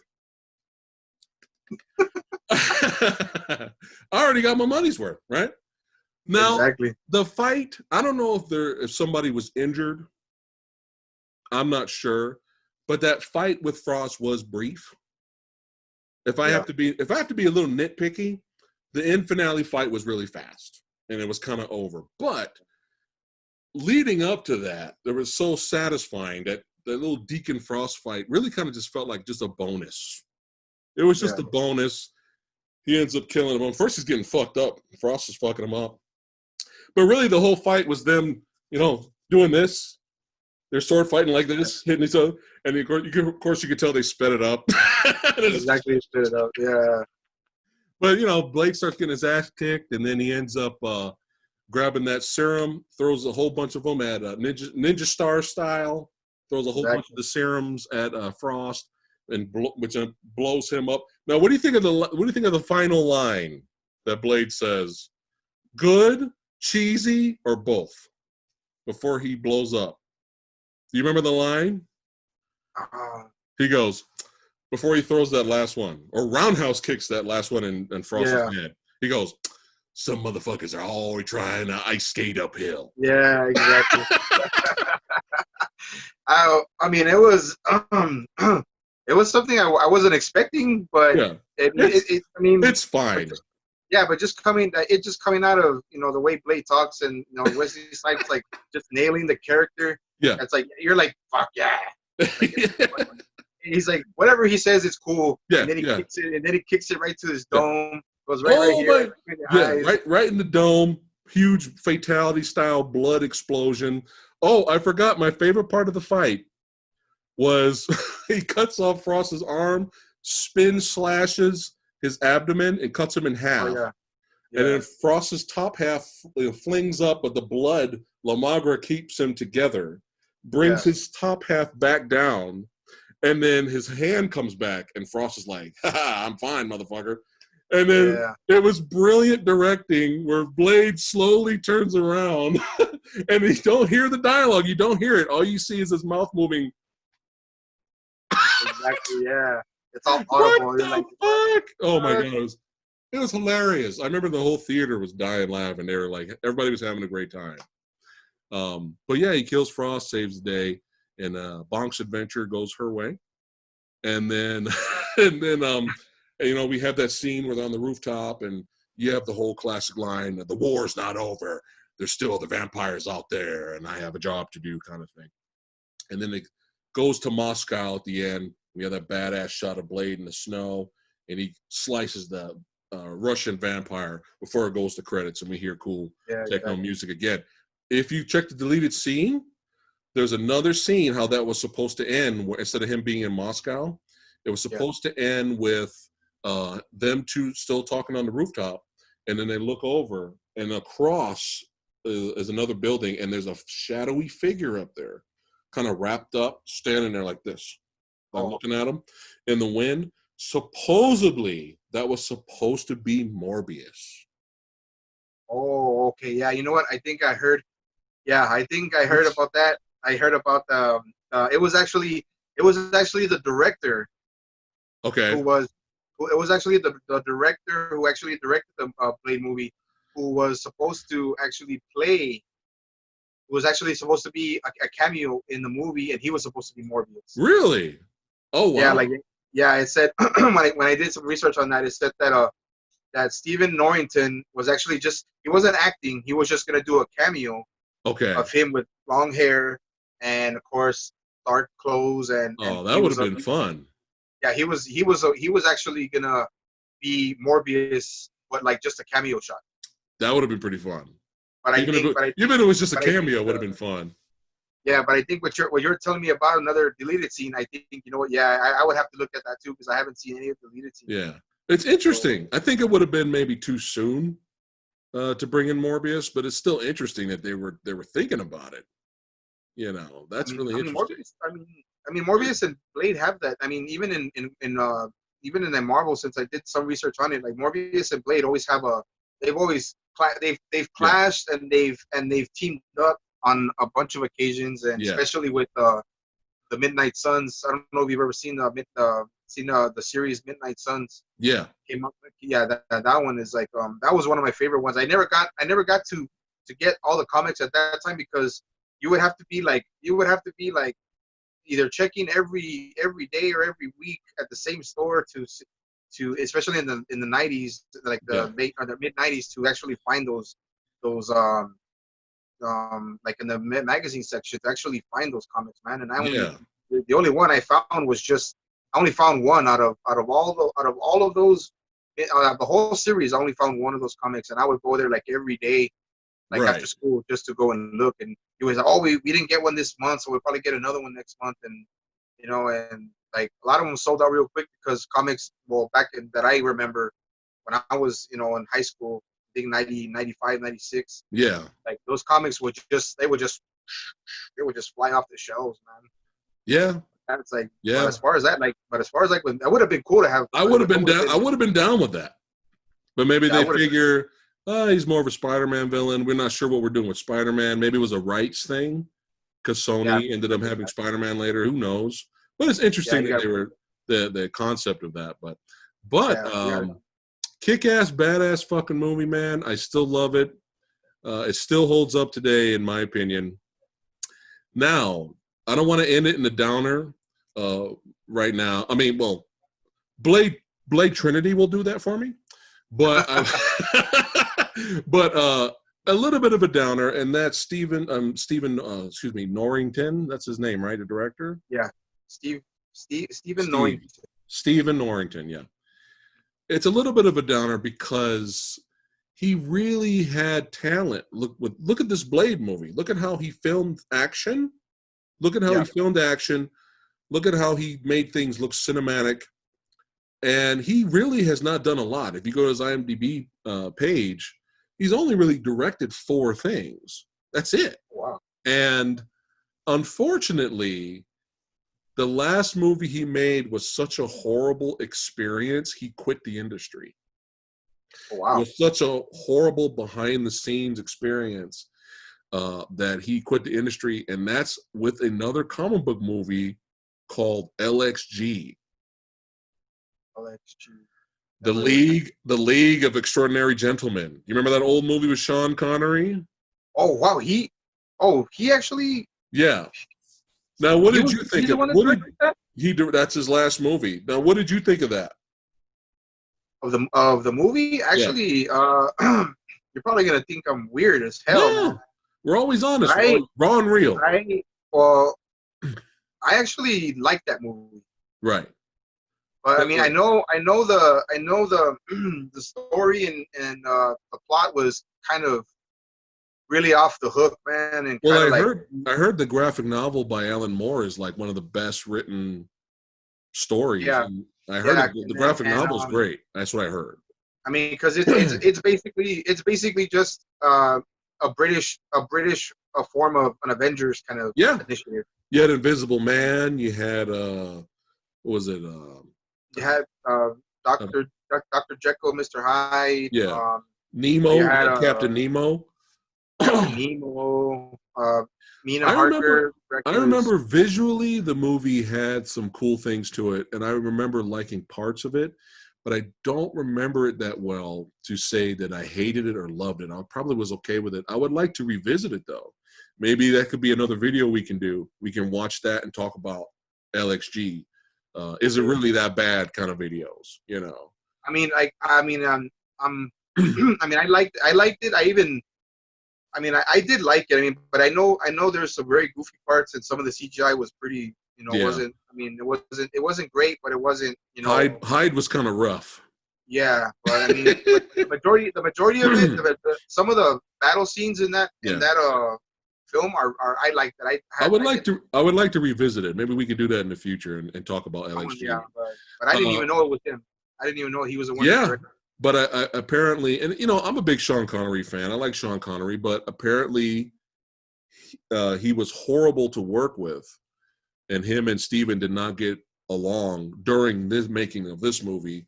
So that you have your lead actor being an asshole. Yeah. And then I guess there was a lot of production and studio interference. There was a lot of issues that happened behind the scenes. Maybe I'll do more research if we want to talk about it in the future. But I heard it was just such a. I mean, come on, the guy directed Blade, and now he quit the industry. He quit the industry. He doesn't do anything. He hasn't done shit since LXG. Wow. That's kind of sad because when you see Blade, he definitely had potential to at least be an action film director. Yeah. So I would hope maybe in the future, Stephen Norrington will come back one day and do something. Maybe a Blade short starring Wesley Snipes. That'd be fun.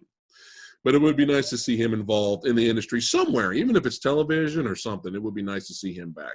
But yeah, LXG, man, that was a wrap. Right after that, it bombed financially. The critics hated it, and that was the end. And I hate when directors give up like that. That's why I was so happy that Richard Stanley, horror sci-fi director, came back with Color Out of Space. And we're going to release me and Lana Fat Blood did our thoughts on that film. We're going to release a future video with Hardwire and Hardware, sorry, and Color Out of Space. That's for future. That's for people that are listening, that are fans of the channel.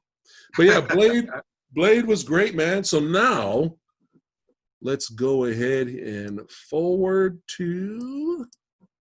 Just give me a second here. I got to do my fact checking. We're gonna go from 1998 to now 2002. Wow. See, people are spoiled now. They're so used to sequels coming out the very next year or the movies coming out like on Blu-ray within a month. People are spoiled now. But back, me, I'm old school. I'm old. All right. Growing up, shit, you had to wait 5-6 years for a sequel. When movies came out in theater, you had to wait 2 years before it came out in VHS. Yep. So we got 98. Now we're in 2002. What? 6.7 out of 10. Are you fucking kidding me right now? Yeah. Blade 2 is rated on IMDb right now 6.7 out of 10. That is horrible. That's terrible. What? Anyway, so I remember seeing the trailer for Blade 2 and I got excited and I couldn't wait to go see it.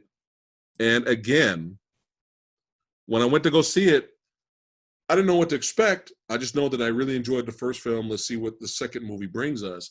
And it scratched the fucking itch for me. I was still happy. Yeah. I was smack that brand new tattoo. I was satisfied because a lot of the time sequels, especially the second film, are lackluster. They phone it in with sequels. They don't put in extra effort. And you can tell with this movie, they put in that extra effort. There was a lot of hard work, and there's a totally different vision now. Totally different director, totally different vision. And we have the maestro here, the horror maestro, Guillermo del Toro now. Oh, yeah. Yeah, man. On the helm. We got director of the Hellboy movies, the first two Hellboy movies, not that third, whatever the fuck bullshit that came out last year. Whatever that was. I'm going to call it the third movie. Yeah, whatever. And Pan's Labyrinth and The Devil's Backbone and Kronos. I don't know if you've seen Kronos, but Kronos was a kind of like a brand new take on the vampire genre. It's like a totally different take on it. I don't know if you've seen Kronos before, but Kronos it's really good. Check it out. It's actually very solid. And Ron Perlman, who's in this movie, is in Kronos. Yeah. So Del Toro dipped his toe in the vampire genre before he even got to Blade 2. So just like us, Guillermo del Toro has a huge, gigantic comic book collection. Yeah. He's a huge fan. He's a huge fan. And he wanted to make this version of Blade a little bit more comic book. He wanted to give it a more comic book look. Yeah. He wanted things to be bigger and better, right? So you had Stephen Norrington, who did a really good job of making Blade grounded and not silly. It was grounded, serious, and badass. But in this version, Del Toro was like, well, you know, fans have already seen the grounded, serious Blade. I want comic book version of Blade. So things were bigger. So, and for example, if somebody shoots a gun in the first Blade movie, it's just like da, da, da, da, da, right? In this one, it's like bah, bah, bah, bah, bah. Like he wanted everything bigger. You know, you know, the movements more outlandish, more bigger, right? Yeah.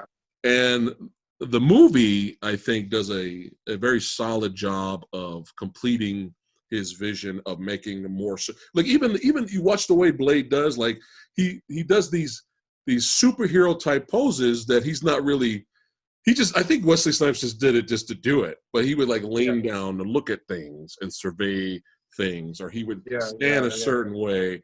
But you have that opening sequence, a good example, opening action sequence where he jumps out of the window, the camera follows, you know, the CGI version of Blade, and then it drops down, but it's just like, boom, he slowly turns, boom, the gunshot is huge.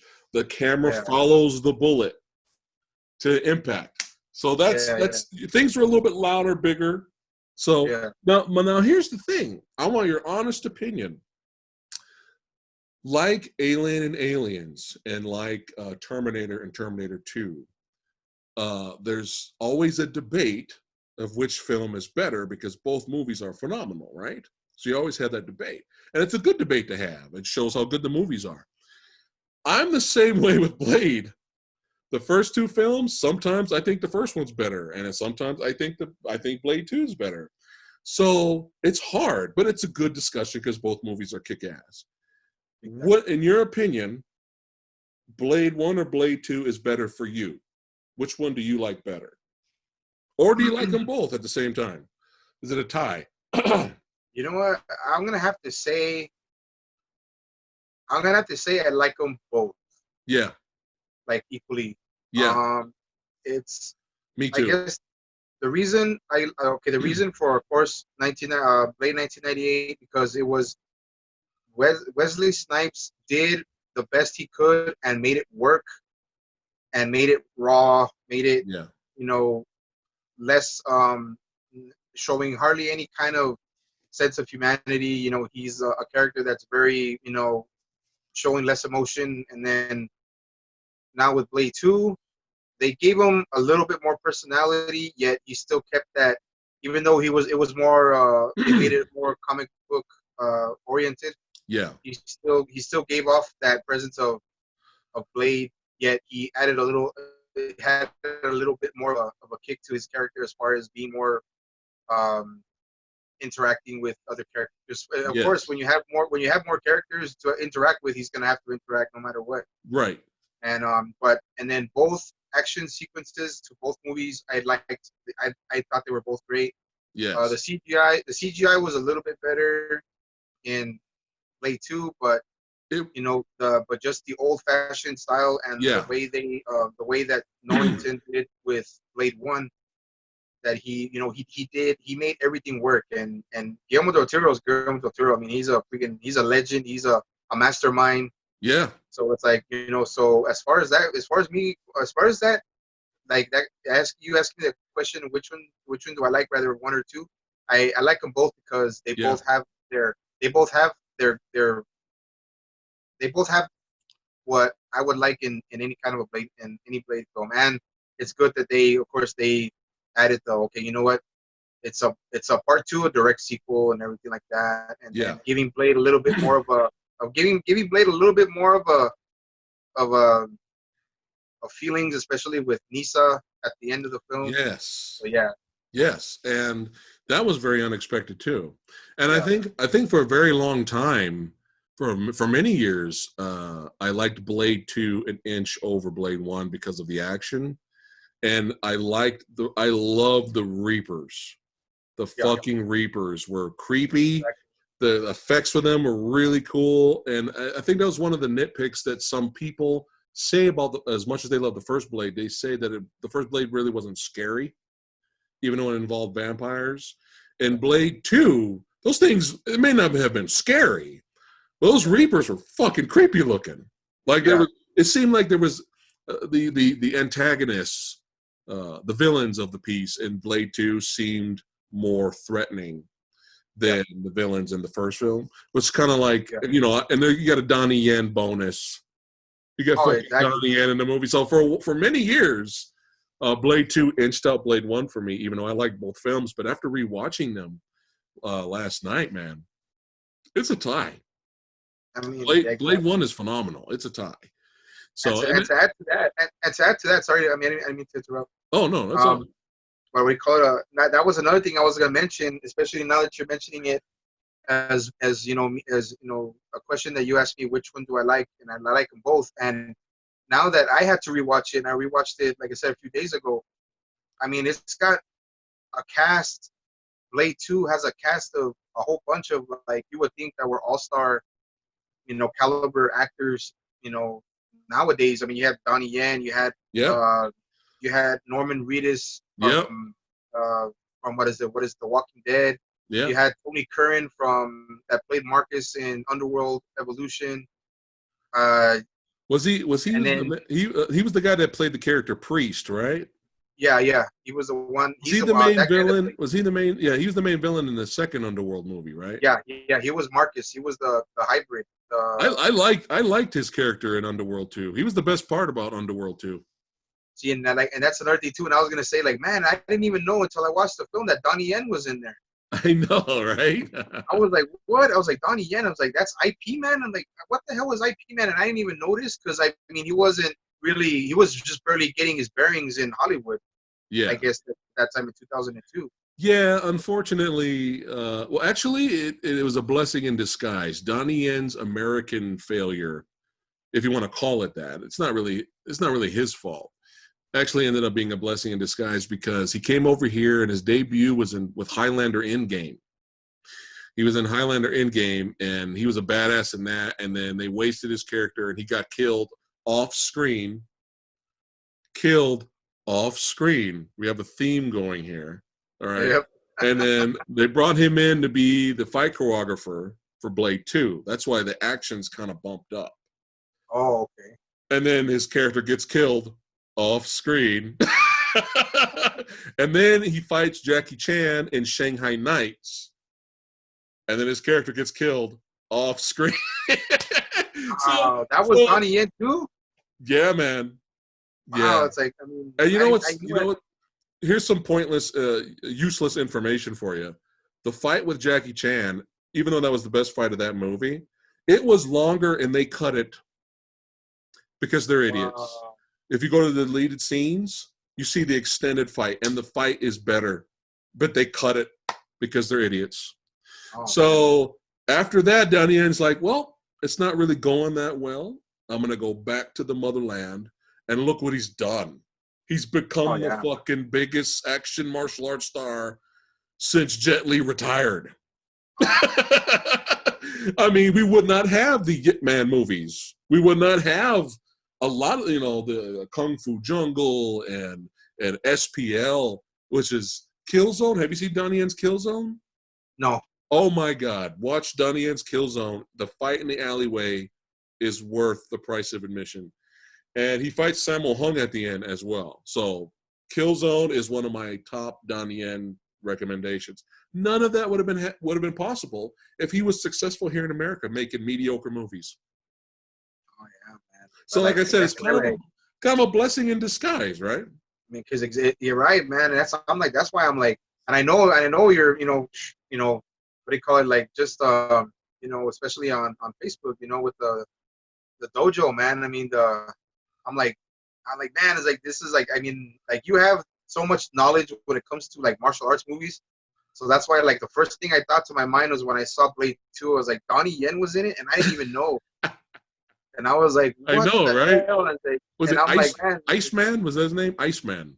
yeah, no, he was a snowman. Or Snowman. Snowman. There yeah, you go. he Yeah. was a snowman. So that's why I was like, Iceman is Donnie Yen films you don't want to watch. Those are really bad. Anyway. oh yeah, Anyway, but oh yeah, man. whatchamacallit. So they brought him in. So this is the interesting behind the scenes thing. They brought in Donnie Yen, and he actually fight choreographed the first couple of action scenes. So the first couple of fight scenes you see, all right, Yeah. the opening fight scene, I think the other two after that, the sword when the vampires show up to the hideout, and there's the sword battle.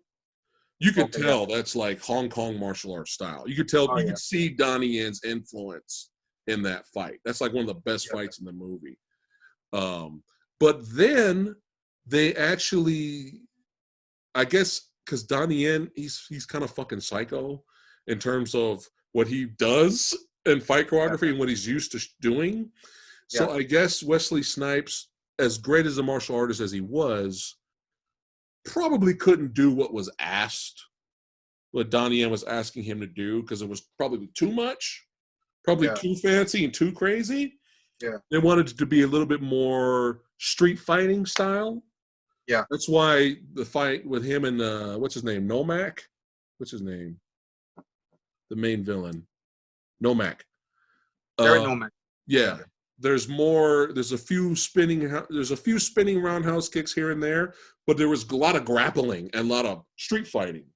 And fight. I guess that's what they were trying to go for, not necessarily the super fancy wushu style that Donnie Yen is known for. So they actually stopped Donnie Yen from fight core. I know it sounds horrible, right? How can you stop Donnie Yen from being a fight choreographer for your film? But they stopped it, and they used Blade's fight choreographer from Blade 1 to finish the rest of the fight scenes. Yeah. But they were so much in awe of Donnie Yen's skills, and they had so much respect for him. They put him in the movie at the last minute. Wow. They gave him a role. He wasn't supposed to be in the movie. They just flew him in to do fight choreography. But they loved him so much that they were like, dude, we got to throw him in the fucking movie and have him do something. Oh, yeah. Isn't that insane? Yeah, they threw him in the movie. And I bet that, and now that I think about it, I bet that even Wesley Snipes was impressed. And I said, you know what? They said, what? Let's throw him in there. Yeah. They said, instead of, okay, we didn't want to. I mean, I'm pretty sure they didn't do it out of pity, of course. No. I mean, the guy is phenomenal.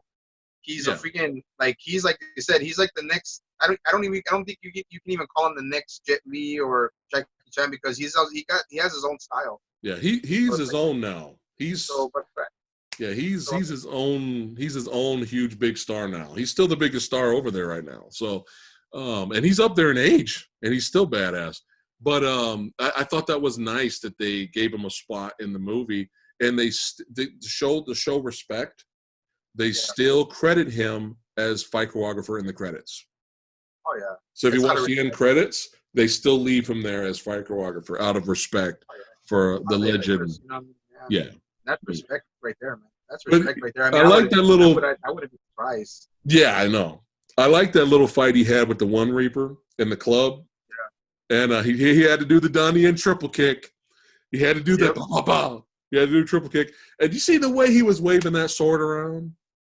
Oh, yeah. Dude, I think Guillermo was having problems keeping up with the action when he was fighting, because he's like, holy shit, this motherfucker. But it was a nice little bonus, even though he got killed off screen, just like all his other American movies. but it's still something I scratched my head about, man. When I was like, okay, what happened to him? He was like I thought he was gonna be one of the badasses, and he ends up dying like not even on. Yeah, he don't even show when he dies. Yeah. I guess they were just like, well, we just threw him in the movie anyway, so they probably didn't have an exit plan, so they probably had to do something. But yeah, it would have been cool to have him towards the end, or at least have him fight Blade in the fight scene. That would have been really dope.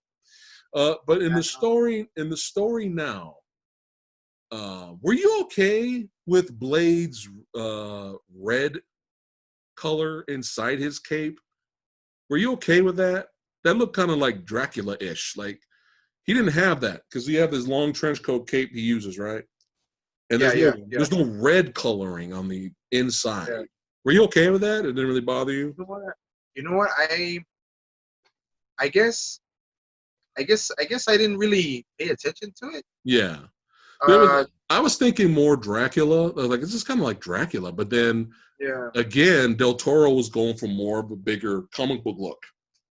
So it yeah, kind of made sense to give Blade a little bit more color. But it's yeah, fine. It's nitpicky though. But in this version now, in this story, you find out that Whistler is not dead, even though he shot himself. But basically, they came back and they bled him. They kept bleeding him, keeping him alive, turning him into a vampire, and just basically torturing him to death, then bringing him back, torturing him to death, and bringing him back. And you find out that they've been doing this to him for years. Blade's been looking for him for years. And he even mentions when he finally sets Whistler free and gives him the serum to bring him back and to cure him. He even says that, which is interesting. They referenced the first film. He even says, "I first started in Moscow looking for you." Oh, that was kind of cool. But yeah, he was gone for years. We don't know how many years, but it makes sense to to show that Blade has bonded with someone else. And you get introduced to Scud, played by Daryl, Walking Dead Daryl, Norman Reedus, a young role. And at first, I was like, I don't really like Scud. Like, I was like, this guy's fucking annoying. Like, again, he probably would have been the Deacon Frost of today. Like, if they, like that version, it's just cocky, arrogant, douchebag, knows it all. So I didn't really know what to think of him at first. But by the end, I actually ended up liking him more because he wasn't useless. He actually was very smart in helping build weapons for Blade and whatnot. And I actually started to like him more when him and Whistler finally were starting to get along. And they were bonded a little bit because he was making these badass weapons. What was it, the thermonuclear grenades? What were those called? The light out. UV grenades. Yeah, the UV light. Grenades. Yeah. I mean, he wasn't useless. So I was like, okay. I was kind of liking the character. And then they come up with the big twist. Were you okay with the twist? Towards when or did it feel? Were you okay with it? You're like, all right, it didn't really bother you, and let's move on. Or were you like, well, that kind of seemed out of nowhere? How did you feel about the twist of Reedus basically turning on Blade, and at some point the vampires got to him, and he became the main villain's familiar? Not Nomak, but his father, Nomak's father, Damaskinos. Damaskinos. Now you know what? That one caught me by that one. That one just blindsided me. Yeah. When he, of course, like you said, he was a douchebag and a freaking dickhead, and thought he thought he knew everything, and he was like, he wanted to be like, and he had a grudge against Whistler in the beginning. So I was like, you know what, I saw them starting to bond a little bit and start to show more respect for each other and all that. Yeah. But when he turned, I was like, that freaking blindsided me. Yeah. I was like, shit, I didn't like him that much anyway, but I was still like, damn, well, shit, now I just don't completely fucking like him. It's like you're kind of giving them some slack finally, and they're like, oh, this motherfucker let the vampires in the fucking hideout in the first place, Yeah. So he said well, I'd rather be a pet than cattle. I was like, well, I don't know. Yeah, right. Sorry, I got the mic in the shot here. I know I had to adjust my seat too, man, because my freaking back was like, oh. Yeah, my ass cheeks are hurting. Just being honest. We suffer for our art, Daniel. I know, man. I was like, yeah, man. That's why, that's why if it looks like I got a little closer, because I had to settle in because my thighs were starting to ache. I was like, oh man. So now I adjusted, and if you want to get comfortable, man, go ahead. Oh no, I'm fine. I'm just goofing around. But anyway, so the new plot in this is we have a new breed of vampire out there. There's a new not new well, kind of in a way new virus in a way. And it's the Nomak, you find out, who's the son of Domiskinos, is the carrier of the strain, and he's going around killing other vampires. They don't kill humans, but they'll kill vampires. They feed on them, which creates more reapers.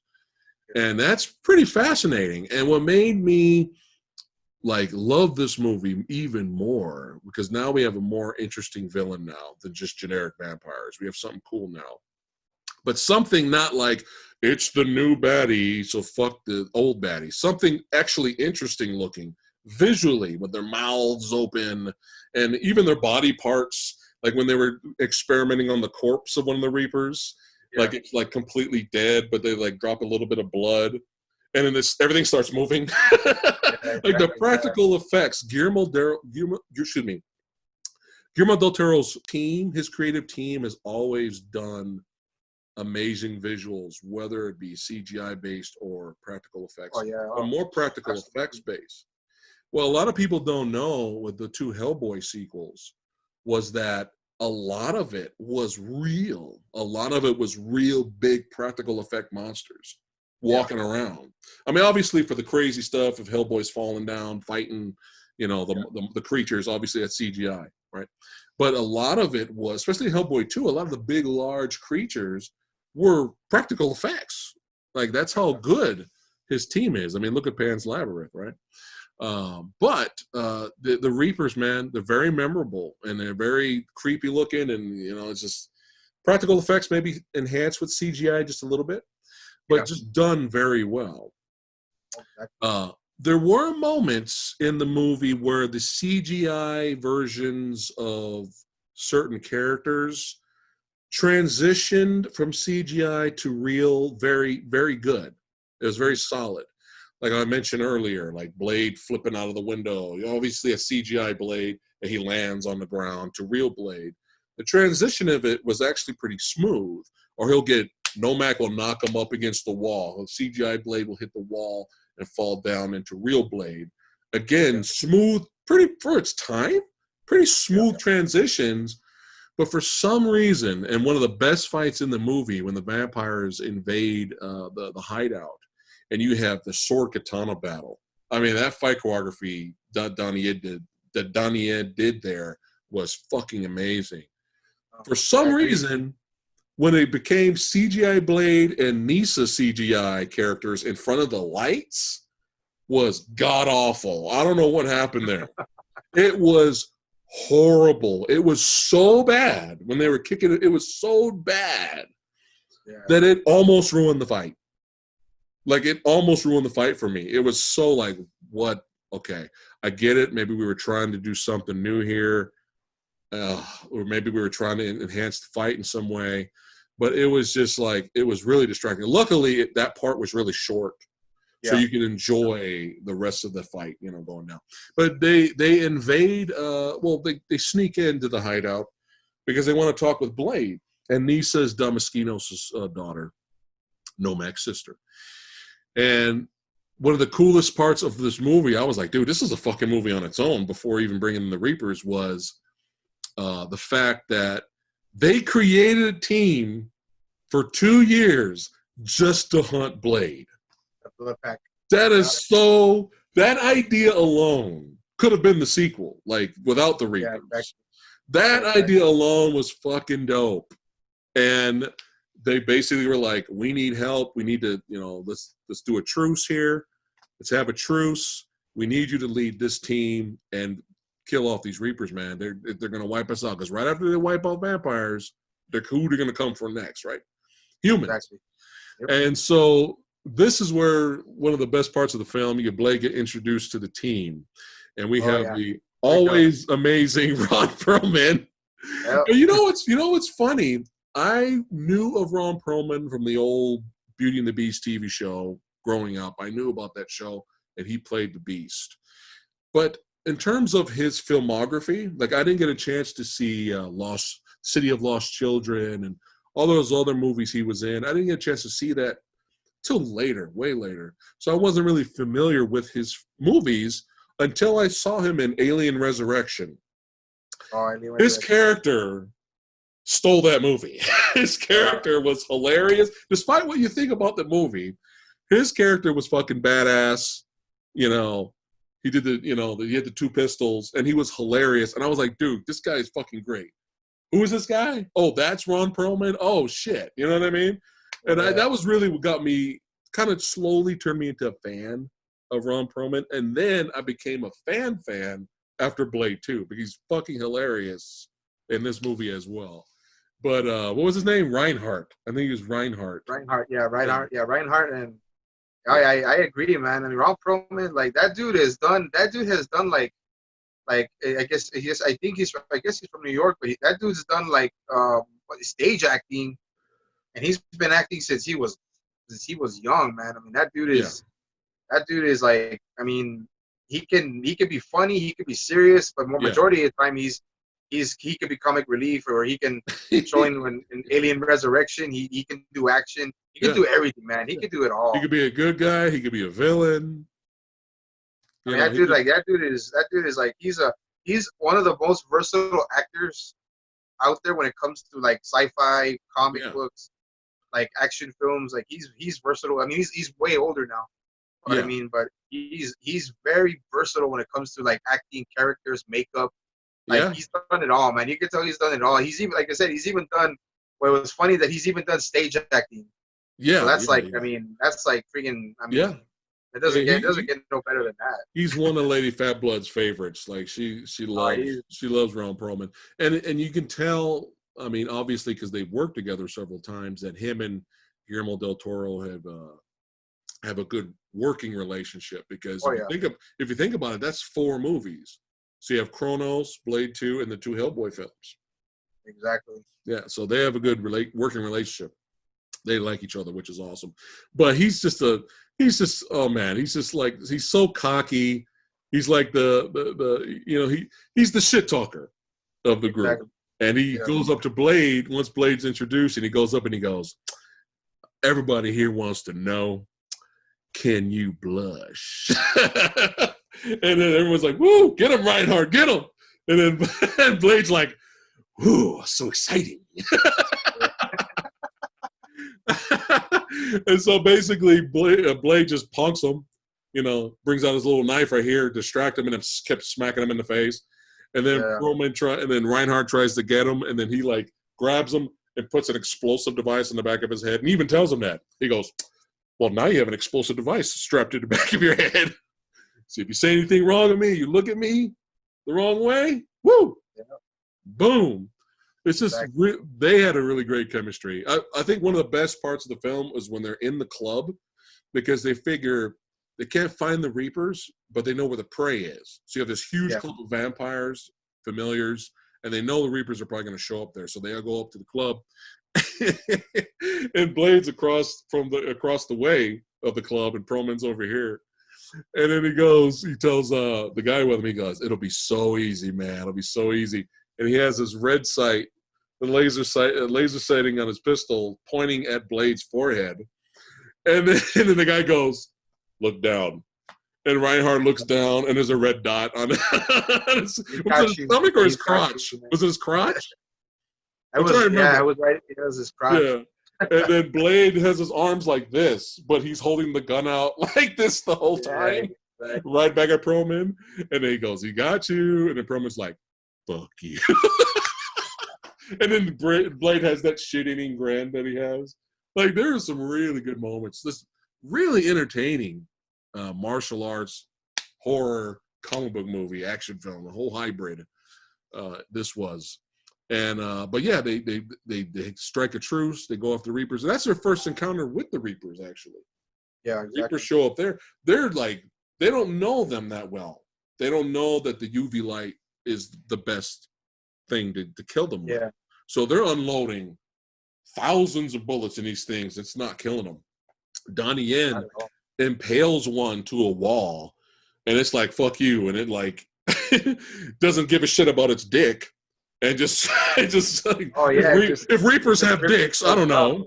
Yeah, and it's, Wall climbs up and slices through his dick, and just just to get out of there. Like it's hard to kill these things, and then they find out later the lights do.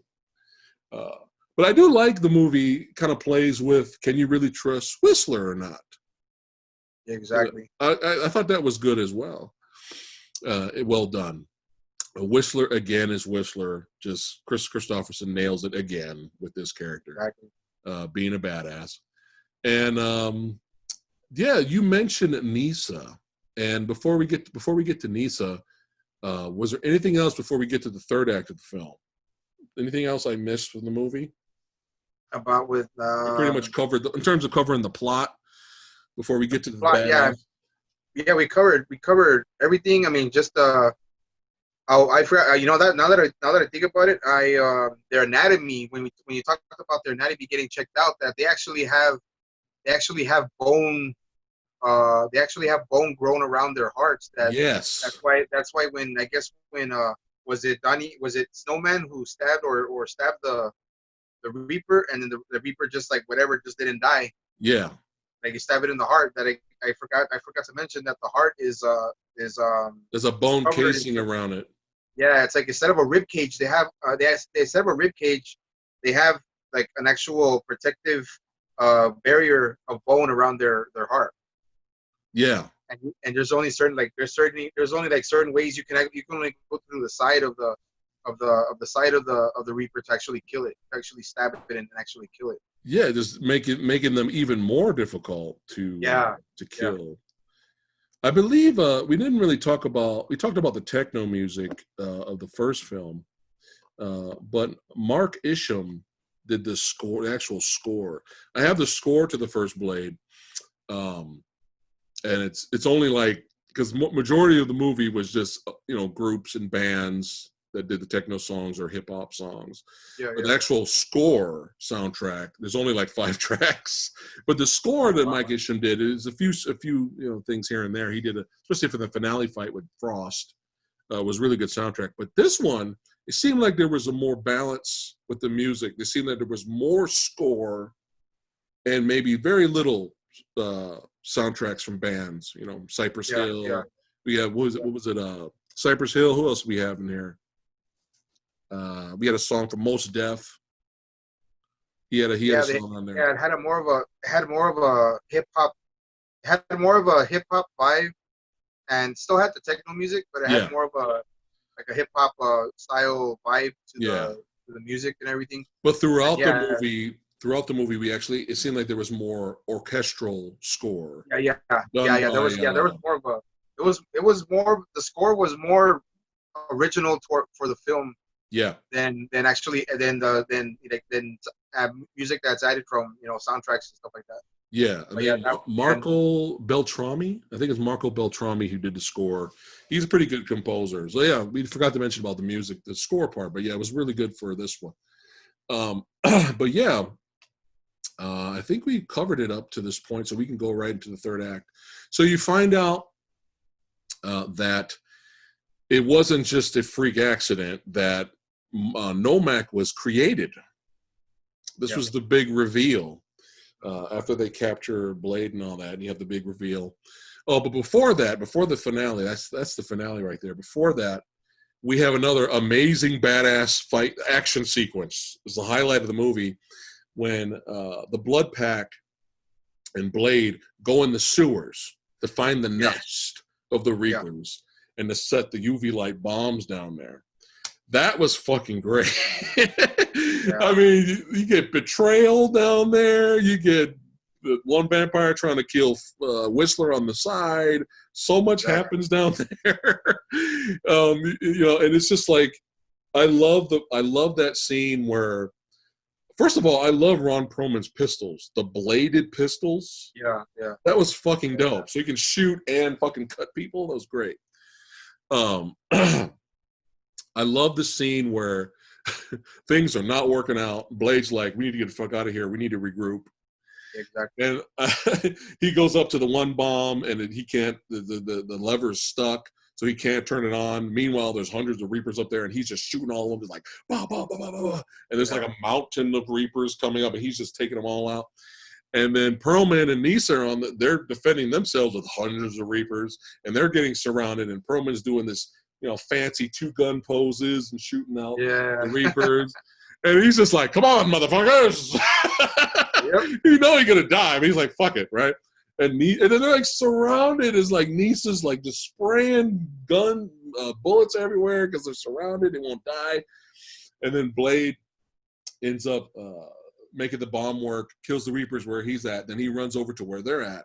And you have one of the best camera shots in that movie where when Blade runs into frame, the camera's rotating around the room. And when it rotates around the room, it's such a fucking awesome badass shot, because what you're seeing Perlman shooting, Nisa shooting, Blade shooting, hundreds of Reapers, but you're seeing them crawl on the walls, coming in the tunnels, and it's just this one take. It's so badass. And then they're surrounded, and then Blade makes the other bomb go off, and they survive. But Nisa's fucked up, and Perlman ends up going somewhere else and betrays Blade in the end. But when he finds Nisa throughout the movie, their relationship was very well done because it didn't feel forced.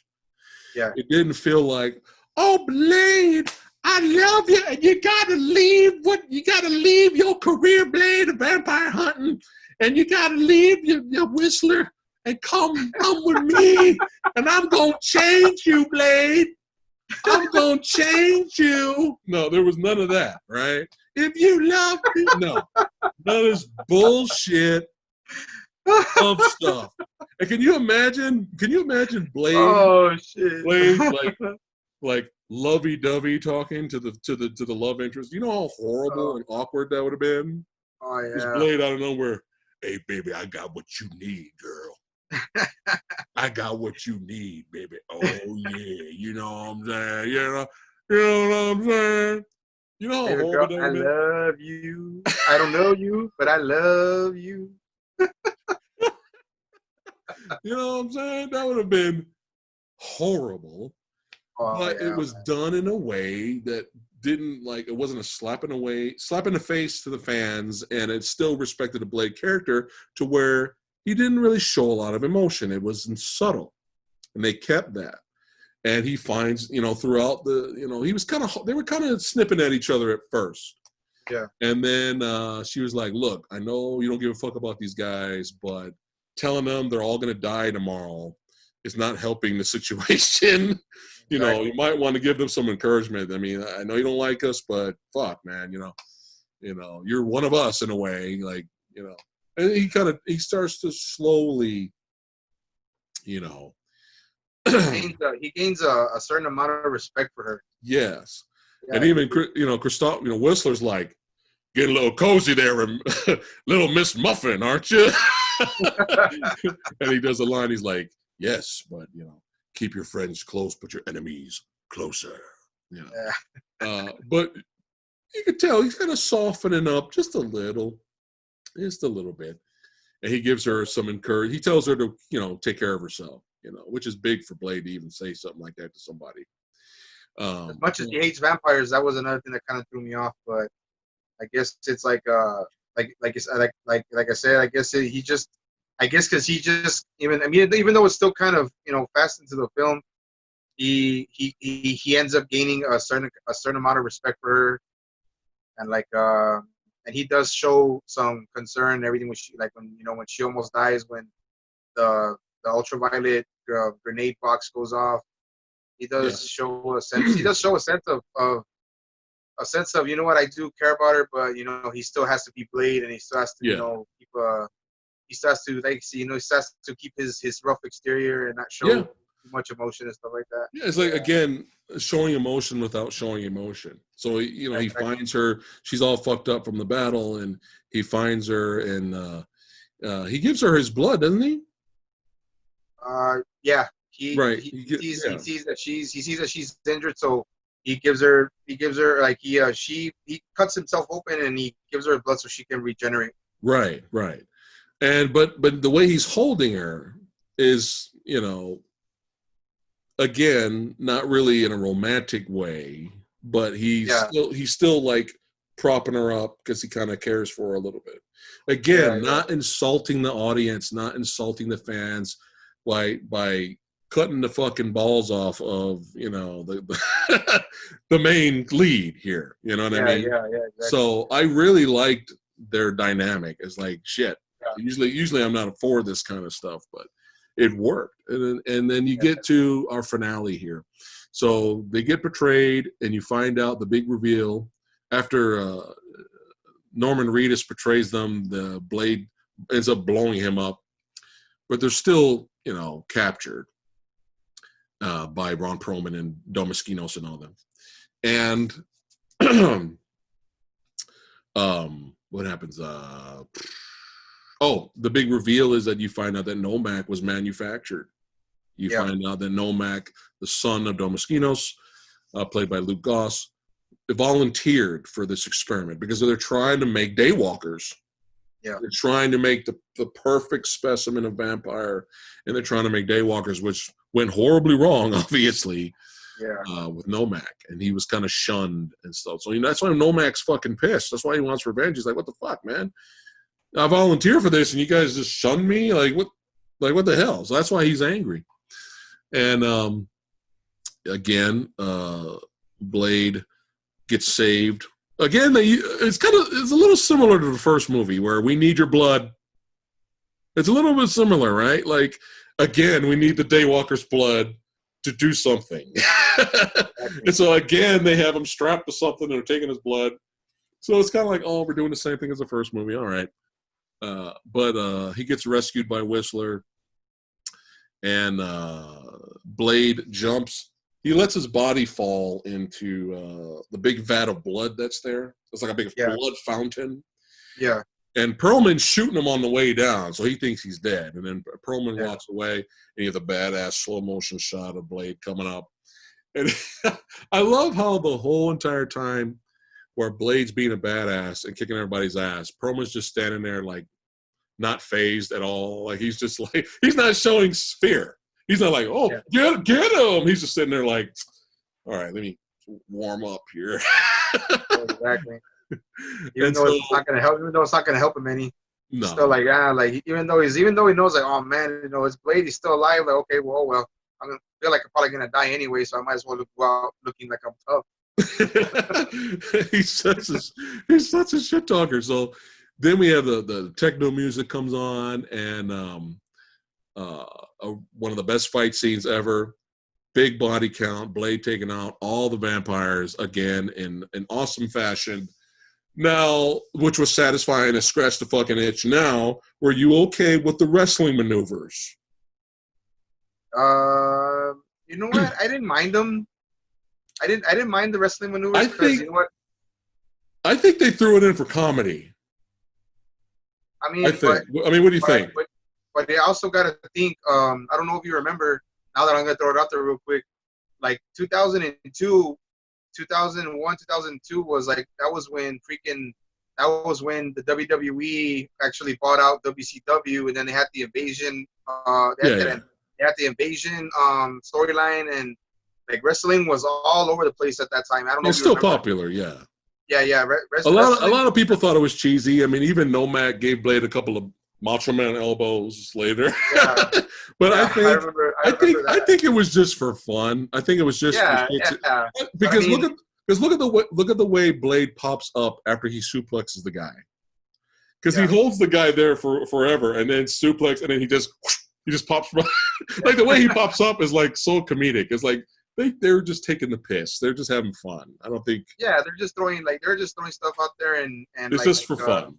Yeah, just for fun. But I mean a lot. But at that time, a lot of other movies were adding wrestling moves, and at that point. So, but I think they decided it just to add some flavor, I guess. It's just fun. It was just fun. And then you have the standoff between Blade and Reinhardt, and he's all what did he say? He grabs Blade's sword. He still has Blade's sword, and he goes, what was the line? He goes something about. I'm trying to remember too. He goes, you know, one thing my dad told me, he says, son, no, he's like, one thing my dad told me right before he killed my mom. he's like, son, if you got to do something, do it yourself. Or something like that. And then he tries to kill Blake. I'm trying to remember. Now I'm trying to remember that, man. Now I can't remember. I think it was something like that, right? Is that what he said? Like, I gotta something. It was something like that, yeah. But and then Blade punks him, cuts him in half, which is hilarious. And then, style with substance. After that badassity, Whistler way up from the top. He's like way up there, the topper level. And he goes, "Hey, Blade!" Throws him his sunglasses. Boom. He catches sunglasses. Like boom. Yeah.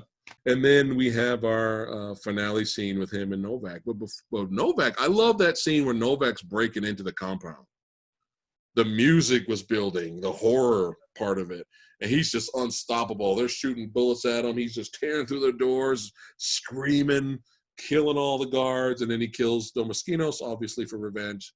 Because he's like, I love that scene too. And this movie, speaking of where are they now, this movie made me a fan of Luke Goss. And he was also used again as the main villain in Hellboy 2, The Golden Army. He was great in that too. And and after that I was like, what happened? What happened? It's like he just went to straight to video movies. A lot of cheesy B movies, the Death Race sequels, I believe. Oh, that I remember that one. Yeah. And he's just kind of like he's consistently working. He has a lot of work, which is good to see him consistently working. But he's another guy where he had potential to be more, in my opinion, and not necessarily superstar or star in big budget films, but be a good co-star in things, or at least a central figure on a popular TV show. Like he had something. I don't know. Some people make fun of him. They call him what if Tom Cruise was on meth?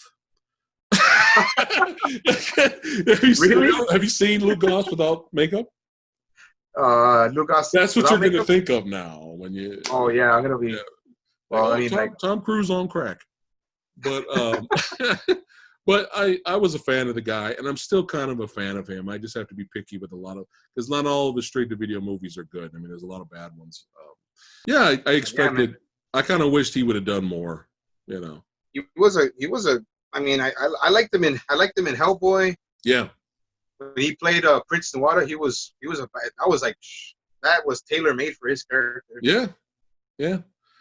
But I like the performance with him and Domaskinos when Domaskinos knows he's fucked. Yeah.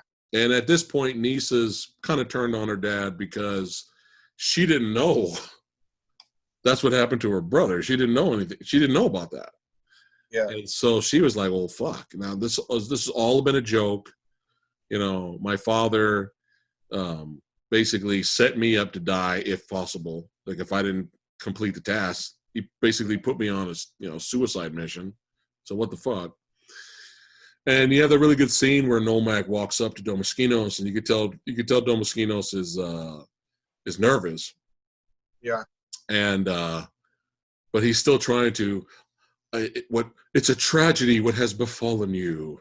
He's all like, you come back and take your rightful place at my side. What is he? The emperor? Oh, he's trying to play off that. Yeah, put you over. Take your place at my side. Is he the emperor?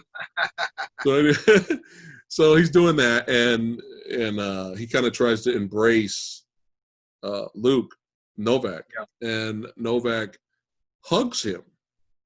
And when he hugs him, you have a really good dialogue where, Domaskinos is, praising him and hyping him up. You will be known as the greatest of the great and all that. And yeah, exactly. And you have Nomak saying, if all of this is true, why is there fear in your voice?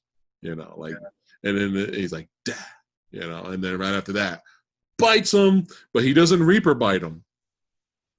He so that way he won't turn into one. That way he'll just die. Yeah. So he bleeds out, He grabs Vernice's foot, and she's like, "Fuck you, get away."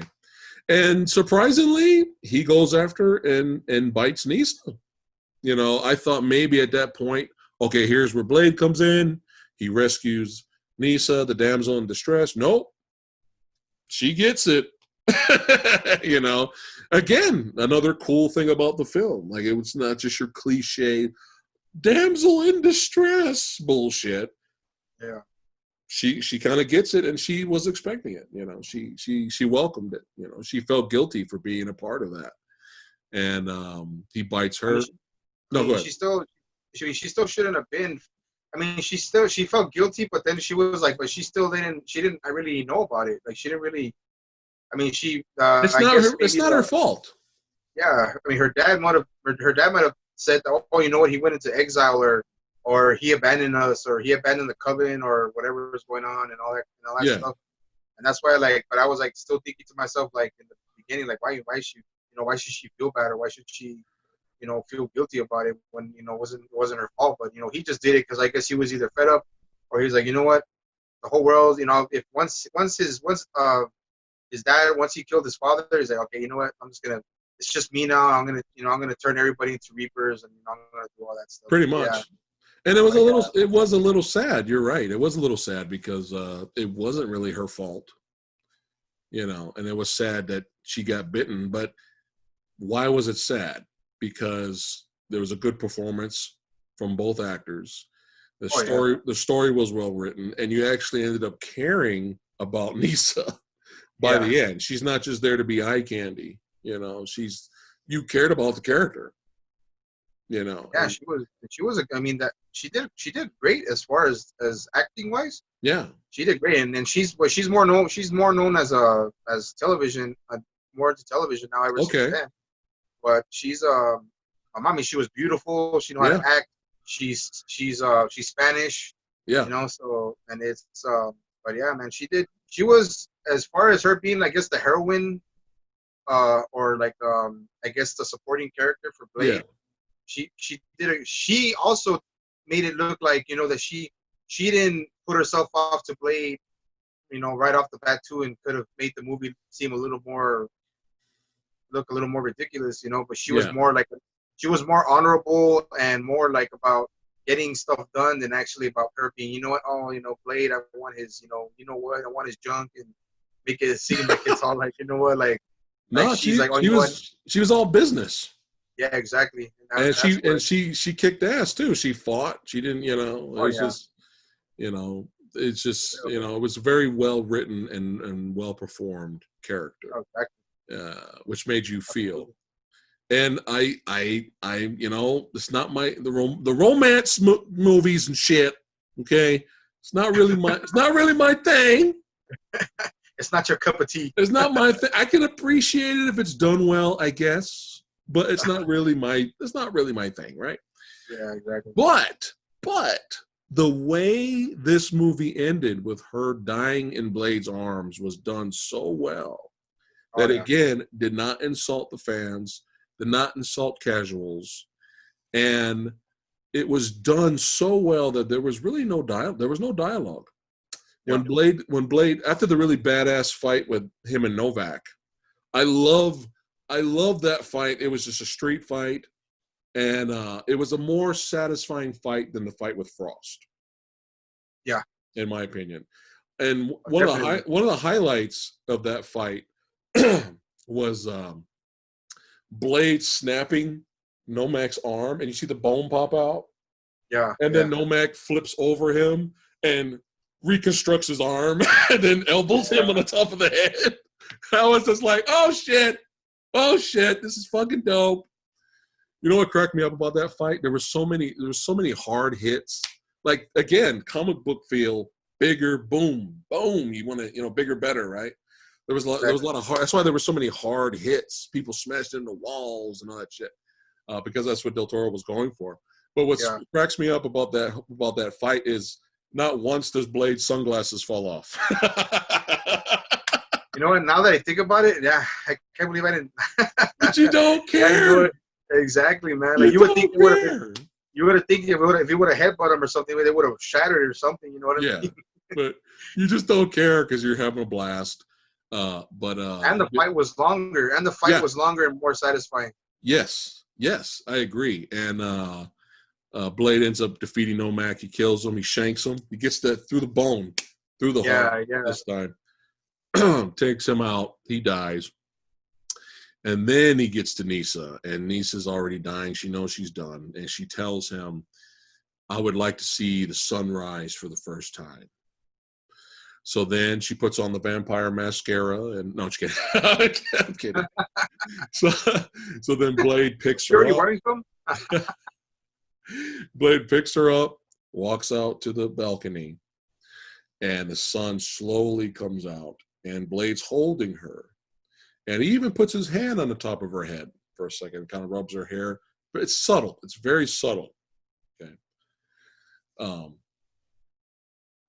And slowly, this is done so well, slowly her skin starts to crumble and flake as it's being burned while he's holding her. And she looks up at him. I think she grabs his cheek first, his face for a second. While that's happening, her hand, her arms, everything is basically flakes at this point. And a very emotional score right there from Beltrami, as Blade basically is covered in dust or ash, and he stands up. You have that backwards camera, long, far away shot of Blade standing up with the ash and the sun in the distance. And that's It was, man. So well done, like really well done. And even though these movies have aged well and there's still fans of these films today, I still feel in a way they're kind of underrated, especially when it comes to the comic book movie genre. I still feel like they're underrated, but I'm happy that at least it's still getting the love that it's getting. Anything else before we move on to the masterpiece that is Trinity? You know what, man? Like you said, like with just the scene where she turns into ash in his arms, and like you would think, like, some people would have probably thought, like, oh, you know, we don't, you know, or probably Guillermo was thinking, oh, I hope it doesn't look too corny, and I hope it doesn't look too you know, too generic. But yeah, I mean, like, I don't know if I've ever seen any kind of vampire movie that I can remember of, or that I could think of right this moment, that had an ending like that, where Blade's carrying out Nisa, and she just, and, you know, and she starts to, the sun starts to, you know, turn her into ash and everything, and it was, I thought, I liked that part, man. I didn't think it was corny at all. They have aged, I think, well, like you said, also. I mean, like you said, everything you just mentioned is I mean, everything, in my opinion, also, everything you say makes sense, and like they're always gonna have their spot, even when now they're making they're already gonna do a new Blade, they're gonna reboot the Blade. And we're gonna talk about that. We'll talk about that later. We'll mention it towards the end. And then, but that ending was fitting for Blade 2, and I don't know why you know, like, a lot of the film critics were bashing on it, but it actually made more money than the first film. Yeah, you know, Blade 2 made more money, and as far as, and just like on a, you know, finally with this review for Blade 2, you know, on a high note, I enjoyed it, man. I enjoyed both. I enjoyed the first one and the second one. Yeah, 6.7 is way too low. That's way too low. Like, that's like, good. I mean, I think IMDb gave Blade 1 a 7 point something. But for Blade 2 to have a 6.7 or whatever it was, it's kind of weird, but whatever. As long as we enjoy them. Exactly. That's all that matters, man. That's all that matters. Yeah, 2 kick-ass action / horror comic book movies, however you want to look at them. And there's particular genres, a hybrid genre film, and it all worked out great.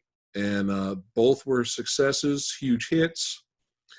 And yeah, I was still at the time I'm still a fanboy, I guess, but Yeah. I was not prepared for Blade Trinity. Now, when Blade Trinity came out, let me get the fact check in here. Hold on.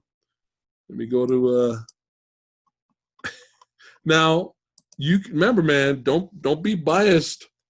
You know, if you well, not biased, be, you know, make sure you're honest, man. If you really like the movie, let me know. Wow, that's not good. They didn't waste any time. This movie came out 2 years after Blade 2. Yikes. Really? 2 years? Yeah. Yikes. That's not good. Wow. Okay. So before I go into my rant, I'll allow you. I have this vibe, I have this feeling that you didn't hate the movie as much as I did. So I will allow you, sir, to talk about the positives, what you liked about the film. Go for it. Okay. Here we go. Nothing. No, okay. I'm kidding. I'm kidding. Go ahead.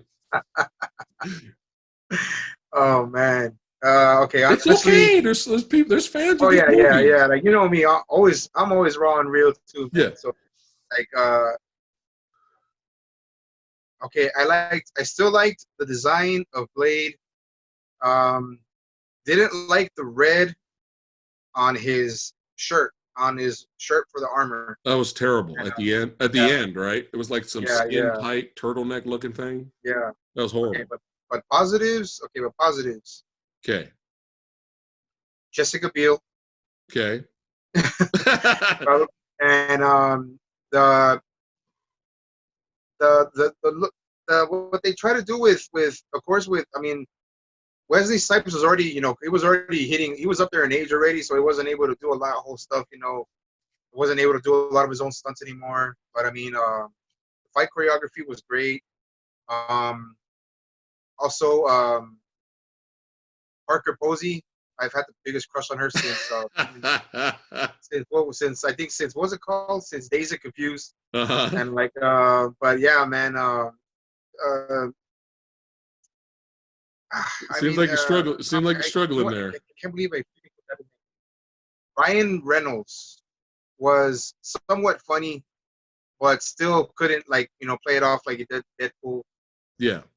So yeah, like it seemed like I mean, and the addition, of course, of which even though it was such a small, it was such a small addition, of course, Chris Christopherson.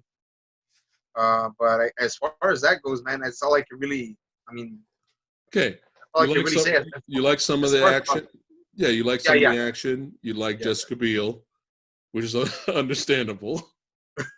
So there you go. Action, Jessica Biel, and you like the way Blade looked, the design of Blade, and until the red bullshit skin tight Oh, and leotard thing he was wearing. and then using the kind of some of the references to the original comic books, the Marvel comic books, which is the Night Stalkers. I don't know if you know about those. Yes, yes, I'm actually Yeah, familiar with the Night Stalkers. I mean, the comic book itself, and yeah.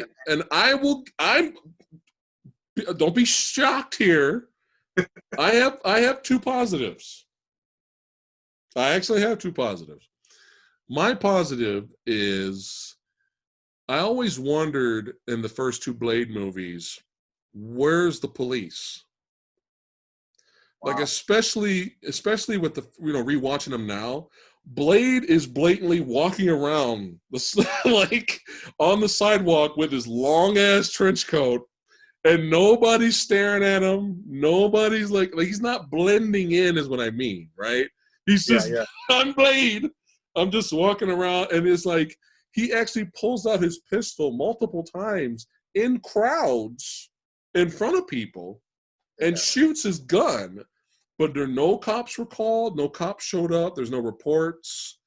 Like I always kind of wondered at some point, was Blade, I mean, there's a scene where you have that one police officer in Blade 1, the familiar, where he's literally beating the shit out of in broad daylight in front of people. And nobody's reporting him beating up a cop in, in broad daylight. But like you don't care because you like the movie, right? You like kick that guy's ass, right? Yeah. But I always wondered, they mention, that they own the police. Yeah. Right? So I was like, maybe that's why you never seen him. Well, in this version, the word has gotten out that this guy's a fucking psychopath and he thinks he's basically a vigilante.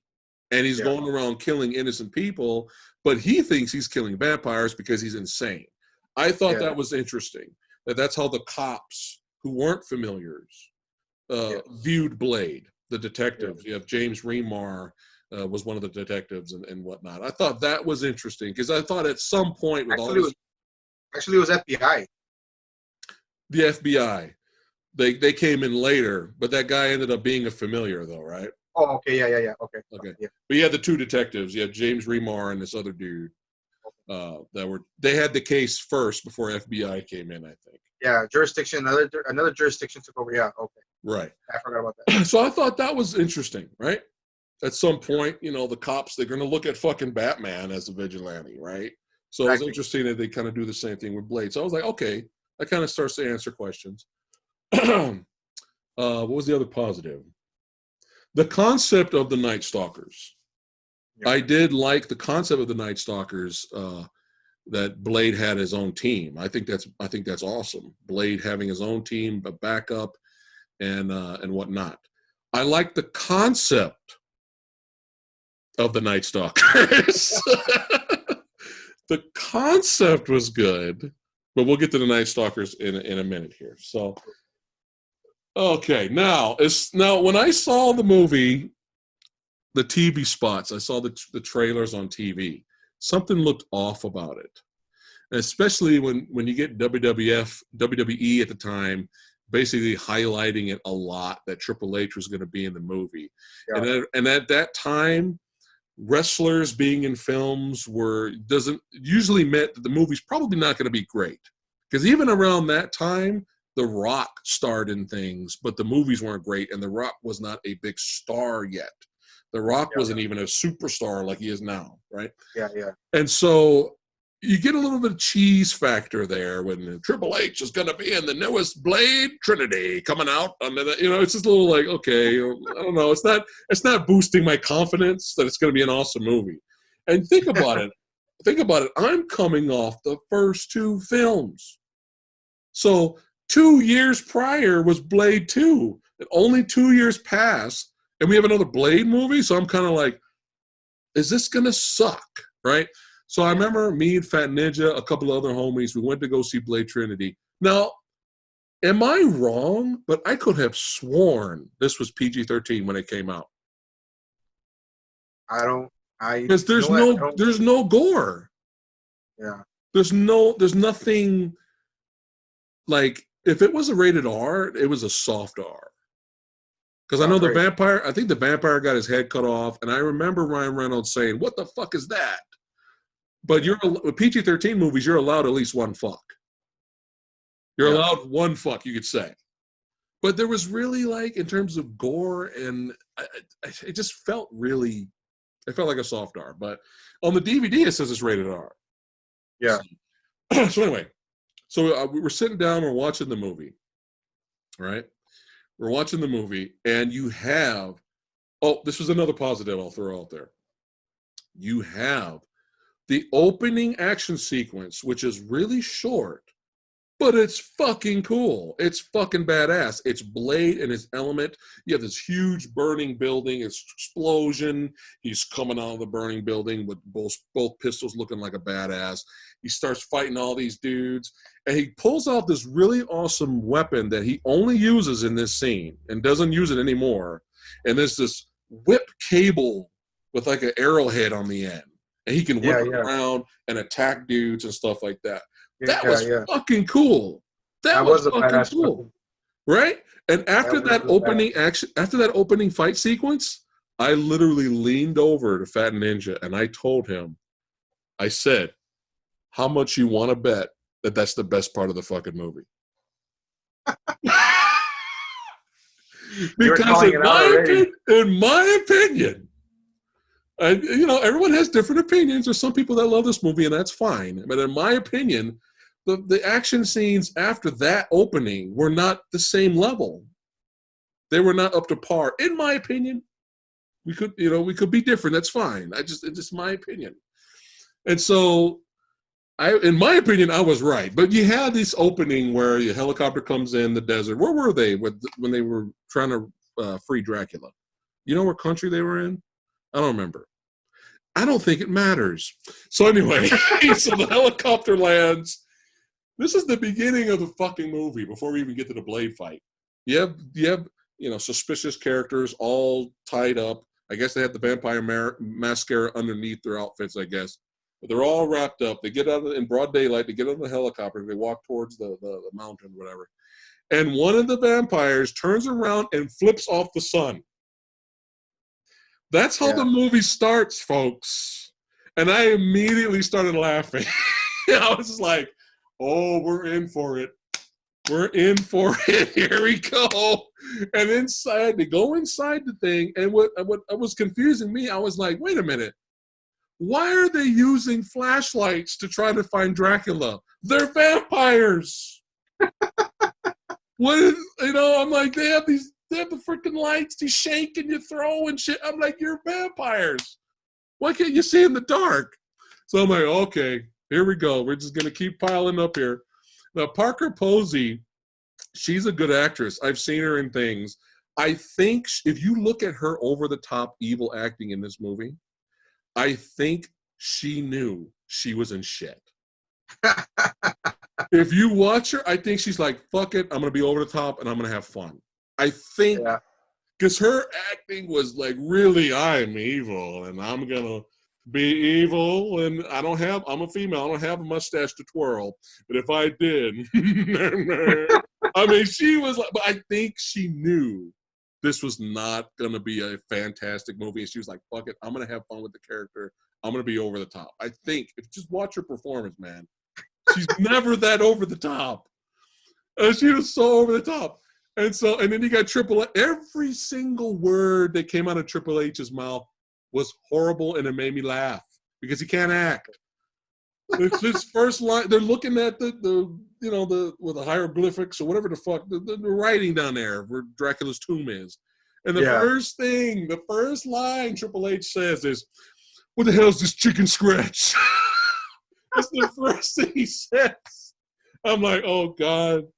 The same way he does his freaking promos and freaking wrestling, the same way he worked in that movie, man. It's like every single time he spoke in that movie was a promo.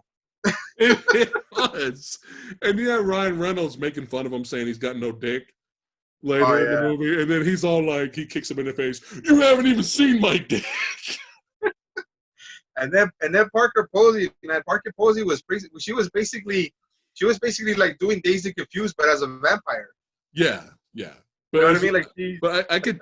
You could just tell she was like, "Fuck it, I'm gonna have fun with this. I'm gonna be over the top, and have fun with this character because everything else is bad." Now, a good example. There was probably many factors of why this movie was not as good as the first two.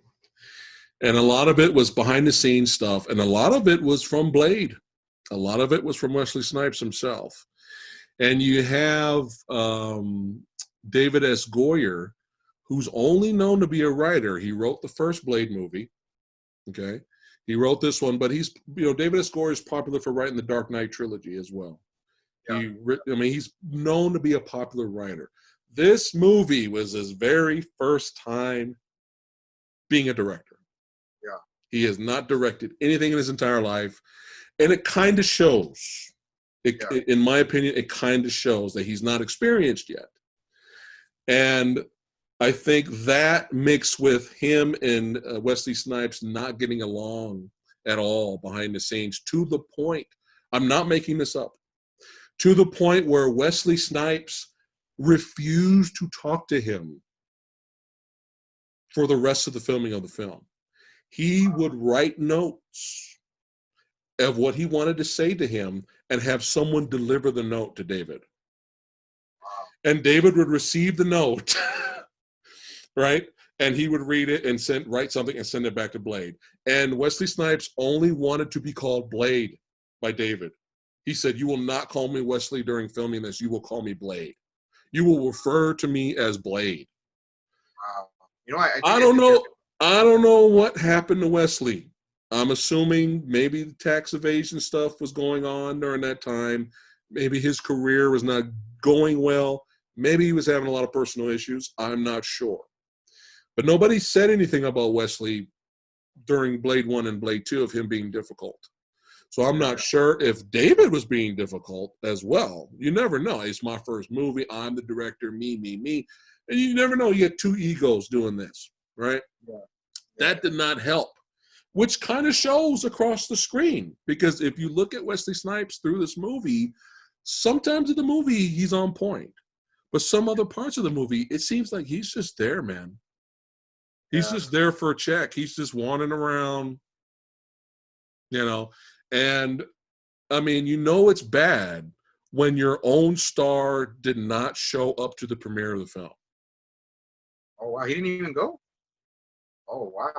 That's something I didn't know. Dude, so obviously something did not go well. And he did watch the movie later, and he hated it. And even Chris Christopherson was kind of disappointed with the film. But it just, a lot of parts of the movie. Now, can you enjoy this film if you turn your brain off? Sure. You got some solid action scenes here and there. Not as good as the first two. Not as good as the first two, in my opinion. But you get some solid action scenes here and there, and you got the good guys versus the bad guys. So you can enjoy the film. But coming off the first two, and you're following the saga and the journey of these characters, for me, it was really, really, really disappointing. I mean, how do you kill off Whistler within 25 minutes of the movie? Exactly. 25 minutes in. And you have the horrible reaction that I posted earlier of Blade just standing there going, "Ah, yeah." It's like he didn't even try to care, bro. Like, it's like he didn't even try to act like he was acting to say, like, you know what? Like, freaking Whistler just got finally wasted for, like, once and for all, and all he can do is try to make a fake or laugh at the same time. It was cringe. It was so cringe. It was so bad. There are parts of the movie where Blade's teeth even looked weird. Like, it was just, but I got angry when I saw it in the theater back in the day. I got angry when Whistler died. And the reason why I got angry was because the first fucking movie, when they killed him off, was a better, more dramatic, and it meant more death scene for his character. Now, fast forward to 2002, we're going to kill him again. And that was one of the most lamest. All right, we got to get Chris Christopherson offset. We're done with him. We're done with that scene. All right, next scene. I mean, it's so obvious. That was so lame. His death was just so, Blade, get out of here. And he died. And he blew up. And it was just so bad. Now, to me, that was kind of a slap in the face. To me. Everyone's different. And then you get the reaction from Blade.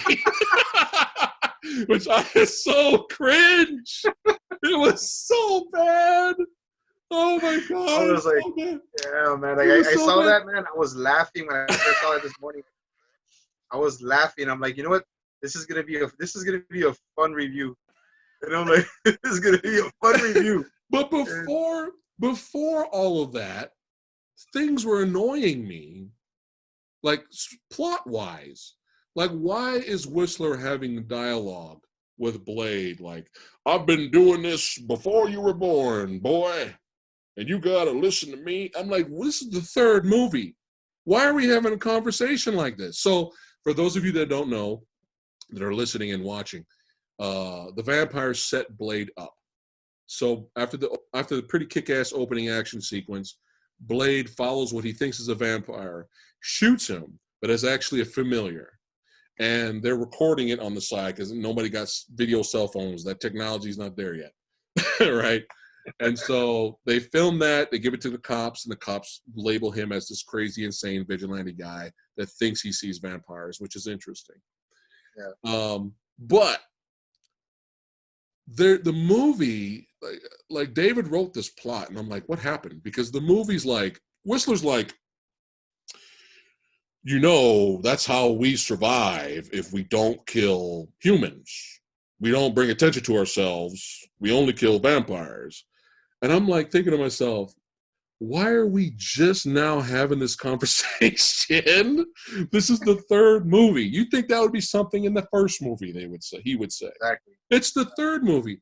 And what makes this dialogue even more pointless and doesn't make any sense, after Whistler horribly dies, terribly, and Blade goes, yeah, and then he gets taken away, right? The cops interview him, and what does he tell the cops?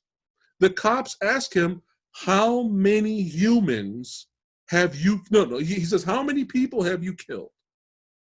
And Blade tells him that they were all bad, they were all familiars, meaning humans, but I killed like over 1,000 something.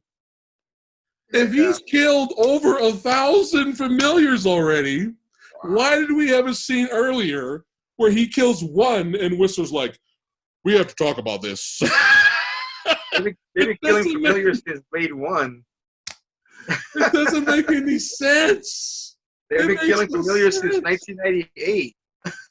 Which are human familiars. Sense, though. Like, if he's really killed that many humans, why is Whistler pissed off all of a sudden about him killing one? Or why did they even add that? Why did they even add that line to the movie? Yeah, you know what I mean. You didn't even need it. And you know what's funny? You know what's funny about that scene when he goes, "We can't kill humans, Blade, because it brings attention to us, and that's how we survive." Literally, right after that, what happens? Right after that, Whistler grabs a shotgun and starts shooting humans. Exactly.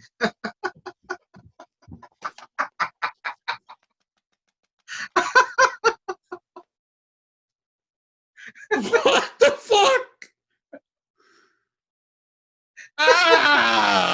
Yeah. Now my Blade impression is sounding like an Ewok. Maybe I should stop doing that because now we got Blade Ewok now.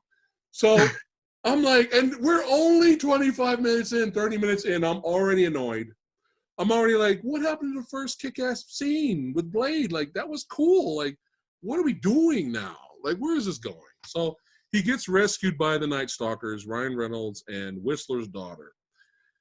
Now, the positive I will give Jessica Biel. I mean, obviously she's attractive, right? That's a bonus. But I think she tried hard. I think you could tell she trained. You could tell she trained. She got all muscular. You could tell she worked out. And she did give a lot of effort for the part. Unfortunately, for me, they did not give her a lot to do. We barely got a chance to know her. Her backstory was in one line. One line. And I'm like, this is Whistler's daughter. That's the best we can do. And then the line came from her. Yeah, they're all walking. And she's all like, hey, Blade. The reason I exist is because my dad had me out of wedlock. And many years later, I tracked him down and I wanted in. That's it. Yeah. That's all you get. And so and this is where I see how David is not experienced as a film director, because later you'll have a scene where it seems like she's dealing with, it was supposed to be an emotional scene where you see her she's getting into the shower, she's taking off the bloody clothes. She's getting into the shower and she's kind of like thinking over her life. And they make the mistake of replaying a clip from a better film.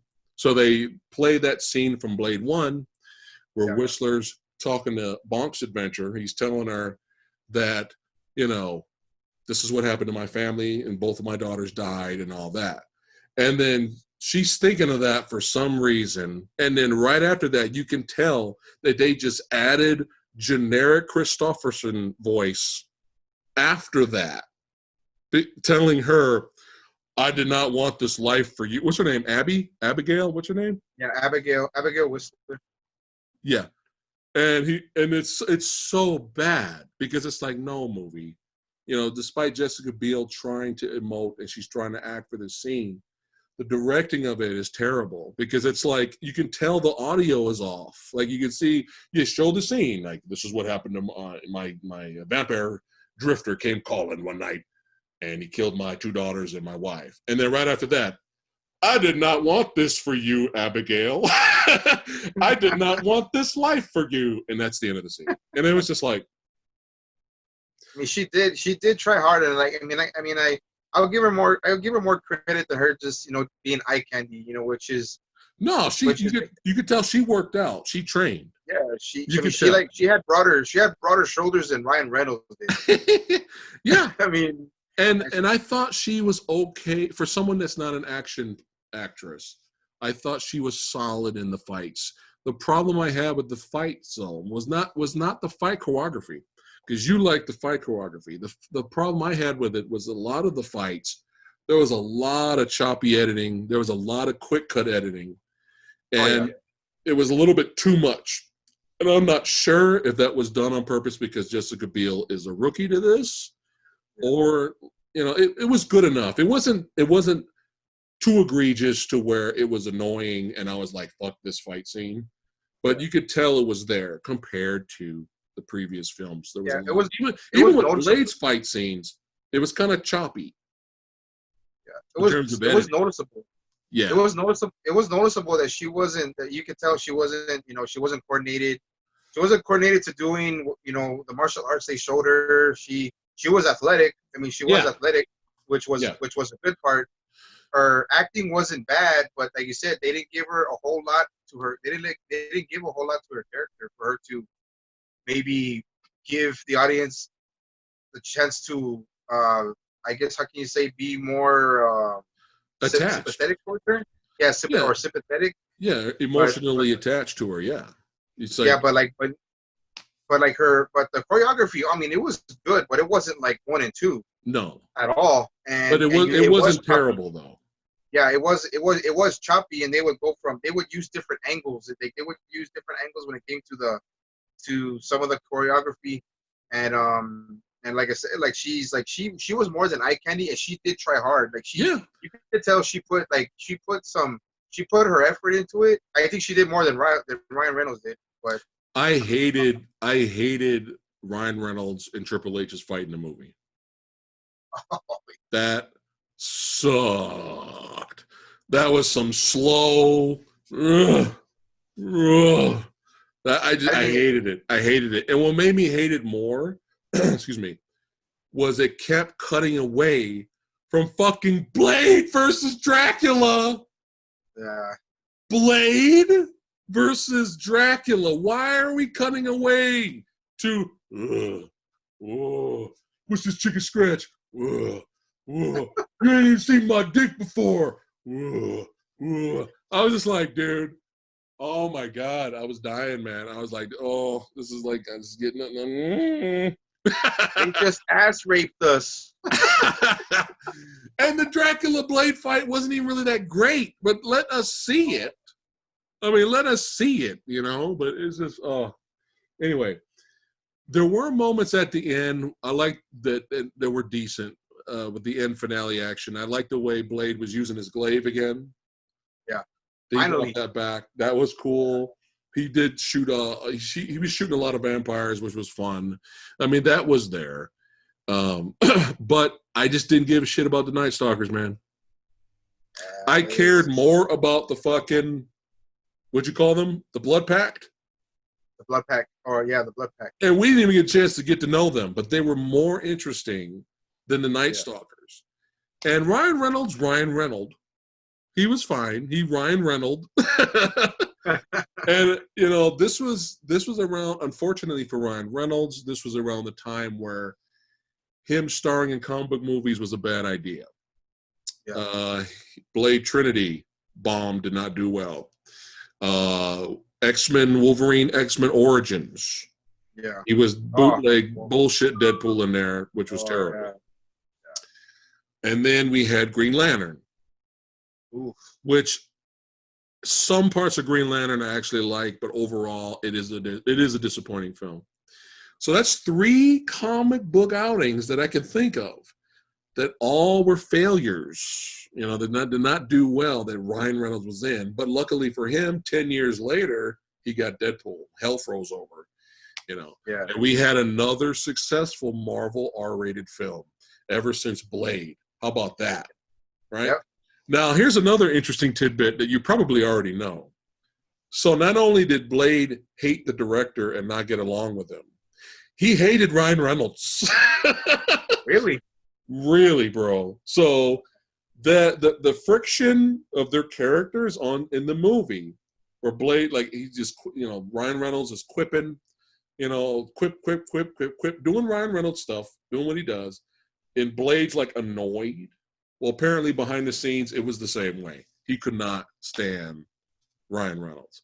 So it sounded like a shit show behind the scenes. It did not sound like a great filming experience. But the Night Stalkers were disappointed, man. I didn't give a shit about Patton Oswalt. Yeah, I mean, I don't even remember what happened to his fucking character. And I just watched this movie last night. yeah, you know what? Now that I think about it, What happened to his character? He never came out after that. Like, he just did. They just did okay. And when Ryan Reynolds asked him, well, you're talking about the guy that was part of the Night Stalkers, right? Yeah, he's the short chunky guy. He's a comedian in real life. The one I just remember was, the only thing I remember was like Ryan Reynolds saying, have you ever been laid? And he's like, of course, with women. Yeah. And then I think there was a scene later where he asks Jessica Biel, like, what do you want? You want the big stuff, the big guns? And she's like, yeah. And he goes, yeah. He turns around. I don't remember what happened to him after that. I don't know if he died. If he died, I just didn't care, give a shit to know what happened. No, you know what? No, he got killed. Dracula killed him. How? I don't even remember. I just watched this movie. They were shooting basketball.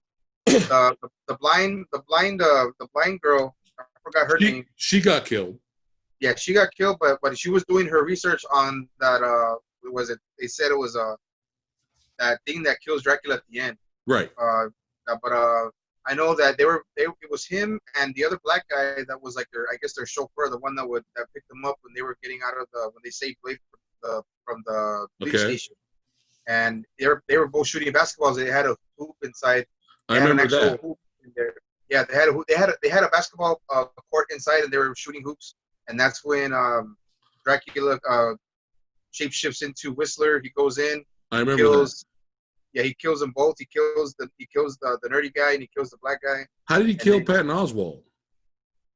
Yeah, I think they showed that they just both had their necks bitten. So it was implied later when they found. Yeah, it was implied. Yeah. Okay. I don't even remember, and I just watched this movie last night. Yeah. Anyway, very forgetful characters. They tried to push Whistler's daughter Reynolds as the next new big thing, but you got to have good dialogue and character development, man, for us to care. Otherwise, they're just 2 new bodies. You know, chemistry between the actors. Yeah, and if Blade didn't get along with Reynolds, just imagine if they did get along. Maybe they could have been shown something could have been different on screen. Maybe, you know, exactly. Wesley would have cared more about his product if he got along with the director. Who knows, right? And it could have been a better film. We'll never know. But the plot of this one is, you know, they're bringing in the man, the myth, the legend. They're bringing in the original carrier of the vampire trait, the strongest of them all, Dracula. They're bringing him in, played by Prison Break guy. What's his name? Dominique. How you say his last name? Dominique. Hold on, I got it. Purcell? Dominique Purcell. Purcell. Yeah. Okay. Dominique Purcell. Yeah, Dominique Purcell plays Dracula. Now, have you seen a lot of Dracula films or starring that character? Just my favorite Dracula film, which is Bram Stoker's Dracula. Yes. Yes. That Yes. is. I watched that movie every Halloween. Dude. Every single Halloween, I watched that movie. Dude. And I feel that movie's underrated. oh I man, but really do. I mean, I you know know it's what? like because it's weird and people don't like weird. They're thrown off by it. They want the more traditional Dracula story, but it's still good though. It's memorable. You know, Exactly. it's one of the best. Maybe it could be arguably the best. I mean, it's definitely top five I Dracula mean, films. of Gary course, Oldman. Gary and Oldman then is phenomenal. and then Francis Ford Coppola.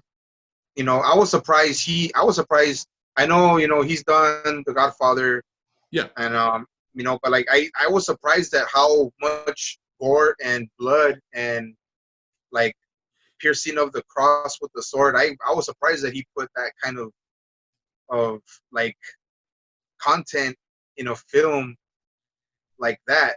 yeah. And then I saw that movie I saw the movie a few days ago with my dad, and my dad didn't even know that it was Francis Ford Coppola that actually directed that movie. He's like, he's the one that directed the Godfather. Like, yeah. Yeah. So why do you? He's like, no wonder I like that movie so much. No wonder I like the Bram The Stoker so much. soundtrack to that movie is iconic. The I have that soundtrack. soundtrack. I have that Oh, soundtrack nice, on CD. nice. I have it on CD, man. And then Anthony even Hopkins as Van Helsing. Come on. huh? Anthony Hopkins as Van Helsing. Oh Come on. yeah, oh yeah. So, Come oh on. man, But Anthony, like all-star cast. yeah. So that's your favorite version of Dracula, Gary Oldman, right?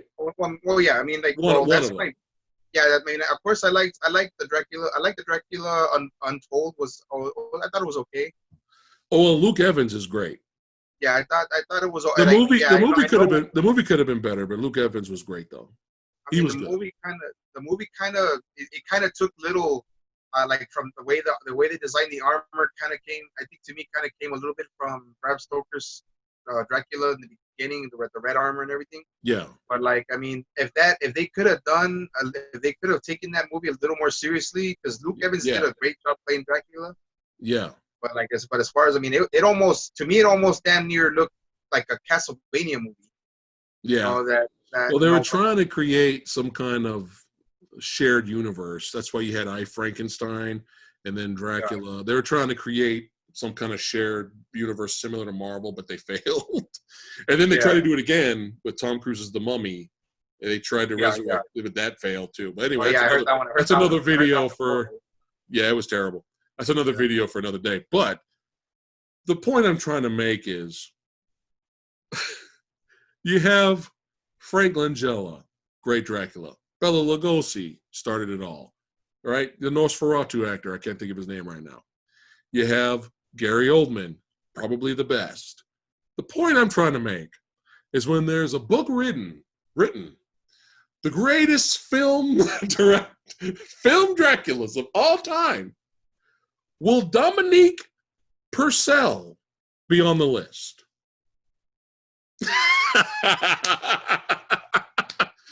Was he miscast? Was he miscast? Or with better directing and dialogue, he could have worked? What do you think? No, not even, not even, not even, not even like it was a miscast, man. It was a miscast. It might have been. I don't remember hearing there was time constraints in that movie. I don't know how much of a budget it was. How much? I mean, but like, I mean, I don't know. I'm not saying the guy's a bad actor. I'm not saying he's a bad actor. Yeah. I mean, I heard I've seen a few of the shows on the was it Prison Break or whatever, and I heard he's a decent actor. He's a good actor. He's But known as, more. but as He's known for being a badass and known for his intensity. yeah. Not But necessarily like being Gary Oldman level. Obviously, he's not. oh, That. I'm not Um, even man. Like he's like a total. To me, it was a totally miscast, or it yeah. was lazy. It was a lazy recruitment when it comes to people doing their they say it where people go for auditions and stuff like that, or they were just like, you know what, first guy, okay, first Yeah. guy we get. Oh yeah, you know what, okay, cool, man, you'll do you'll be a great Dracula. He could have been the Triple H character. He could have been the Muscle. Exactly, man. Either You way, know, but no. But is he a bad actor? No. Right. His Dracula was so. It was so bland. It was like he was trying to do something with it, but it just didn't work. Dracula 2000 is a terrible movie, but Gerard Butler as Dracula, I'd rather have him than Purcell. At least he, you could see him as a Dracula. You know what I mean? Exactly. I guess they were maybe trying to go for a more modern look. Maybe, I don't know. But even with Dominique with long hair, probably look weird. Yeah, that probably wouldn't work. There's no way he'd be able to grow out. There's no way he'd be able to grow out his natural hair in time enough for them to. It'd be a bad wig. Yeah, man, it would. Especially at that time in 2004 or was it 2004? Yeah, 2004. Yeah, so I mean, and then even the wigs in 2004, that some movies that were decent would look horrible. So I wouldn't, but I mean, he's not a bad actor. He tried. I can see that he tried his best to work with what he had. Yeah. But a miscast. I think so. But he tried nowhere near. Nowhere in the league of ones. And what did we mention? What were we talking about earlier? How an unmemorable villain can ruin your film. Yeah.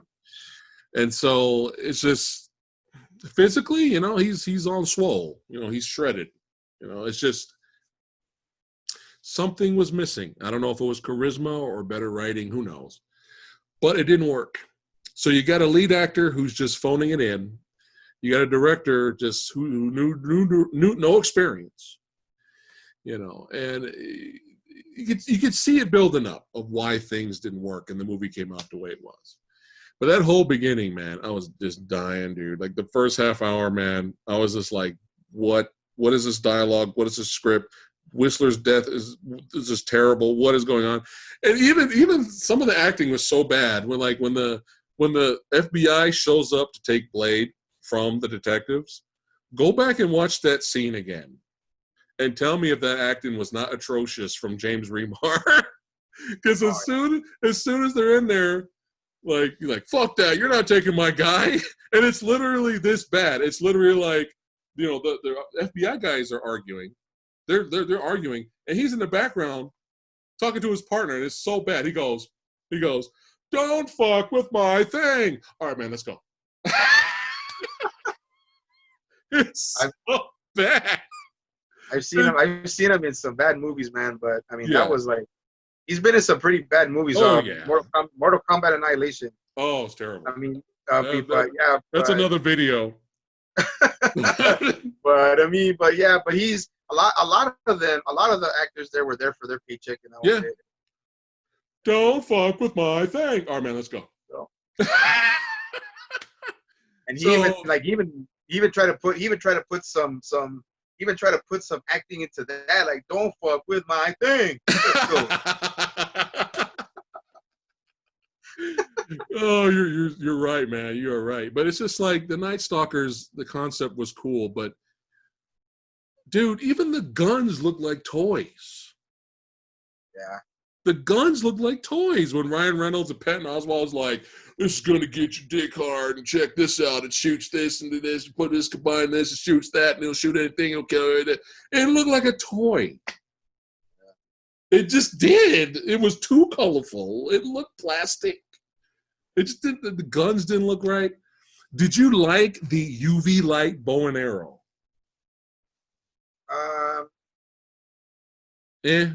Or you're okay with it? The UV, it looked cool. Yeah. The UV light visuals. But they could have made it like a different color. Or they could have made it darker. They could have made it more electronical looking. Yeah. It looked like, it didn't look tactical. It looked like a plastic white toy. It was a great prop with just that glows. It's like somebody freaking painted it with freaking painted, I don't know, like you say, like primered it and just said, okay, you know what, use this. We'll take care of the rest with CGI. And what do you think about her headphones? Putting on her headphones to fight. As kind of cheesy as that was, hey, she's making her playlist back there. As kind of cheesy as that was, if they're gonna go with it, then fucking go with it, right? If they're hey, you know what? We're introducing this character. She's so badass and cool. She's gonna put in the headphones and listen to music while she fights. Then go with it. But the problem was, I even thought the soundtrack was weak, man. And they're from two talented people, RZA, and I can't remember his name right now, but he did the score for Iron Man and some Game of Thrones episodes. They're both talented. The soundtrack sounded really generic. Like there were some decent songs towards the end, but it was really generic score. And RZA could do good music. Look at Kill Bill, right? That was a good soundtrack. Yeah. So it's like, if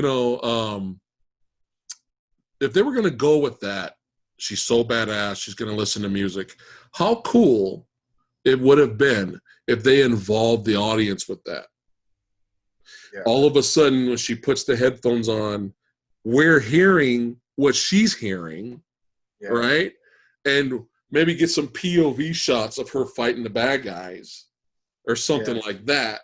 We become her, or we can at least experience what she's listening to. But we had the same song that was played during the opening of somebody else fighting somewhere else till the end of her fight with the headphones. So it was pointless to have her put the headphones on when we weren't listening to what she was listening. You see what I'm saying? They had an opportunity to do something kind of, what's the word I'm looking for? To do something interesting, at least with that concept of wearing headphones, listening to music while you're fighting. Because it was, it seemed kind of pointless.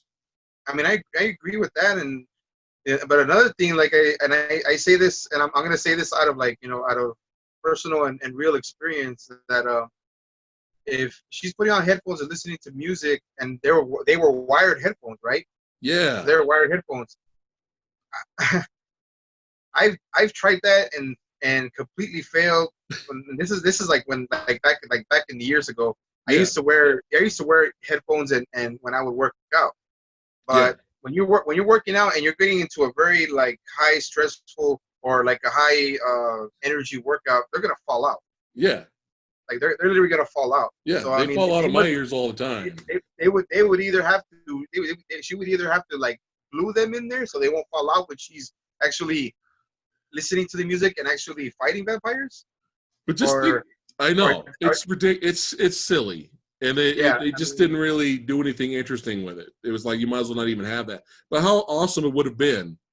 We hear the music score, and all of a sudden, she puts the headphones in, and it's fucking Pantera's Cowboys from Hell comes on. Oh, yeah. Oh, shit. And then, me and you would have been like, oh, shit. Oh, shit. Man.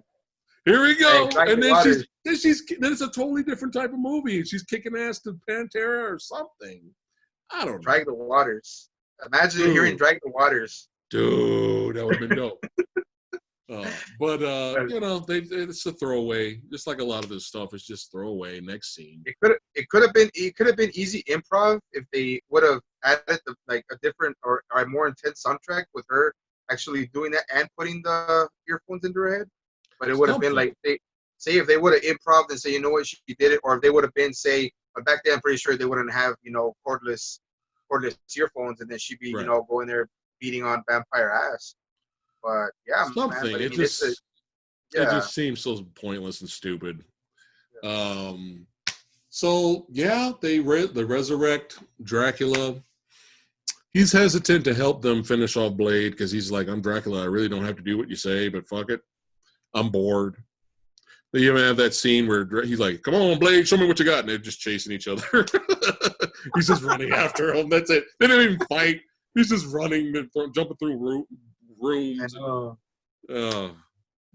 was crazy, man. And then, don't forget, Blade with the baby. Yeah. That was awkward. That was awkward, man. That was an awkward scene. That scene, I was just looking at myself. I was like,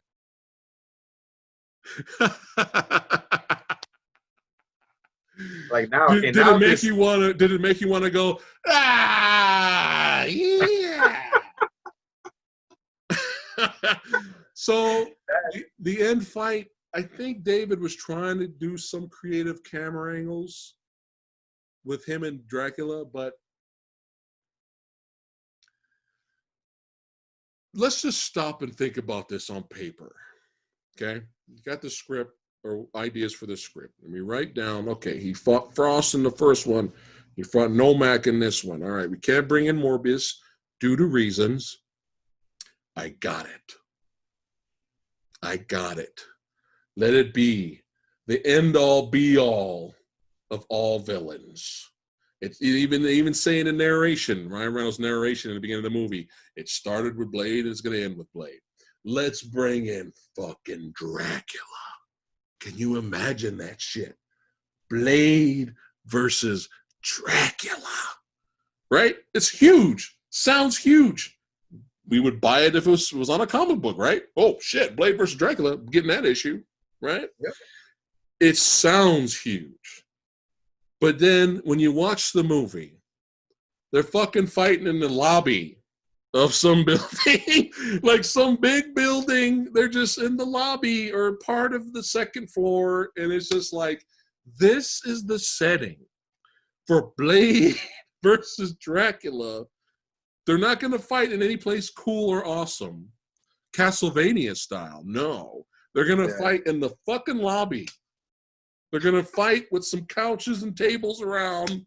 That's it. In a regular modern day building, you got these two dudes sword fighting with Blade with red skin tight leotard looking holiday eggnog drinking Christmas Blade versus Dracula with some bootleg armor on. Where do you get that armor?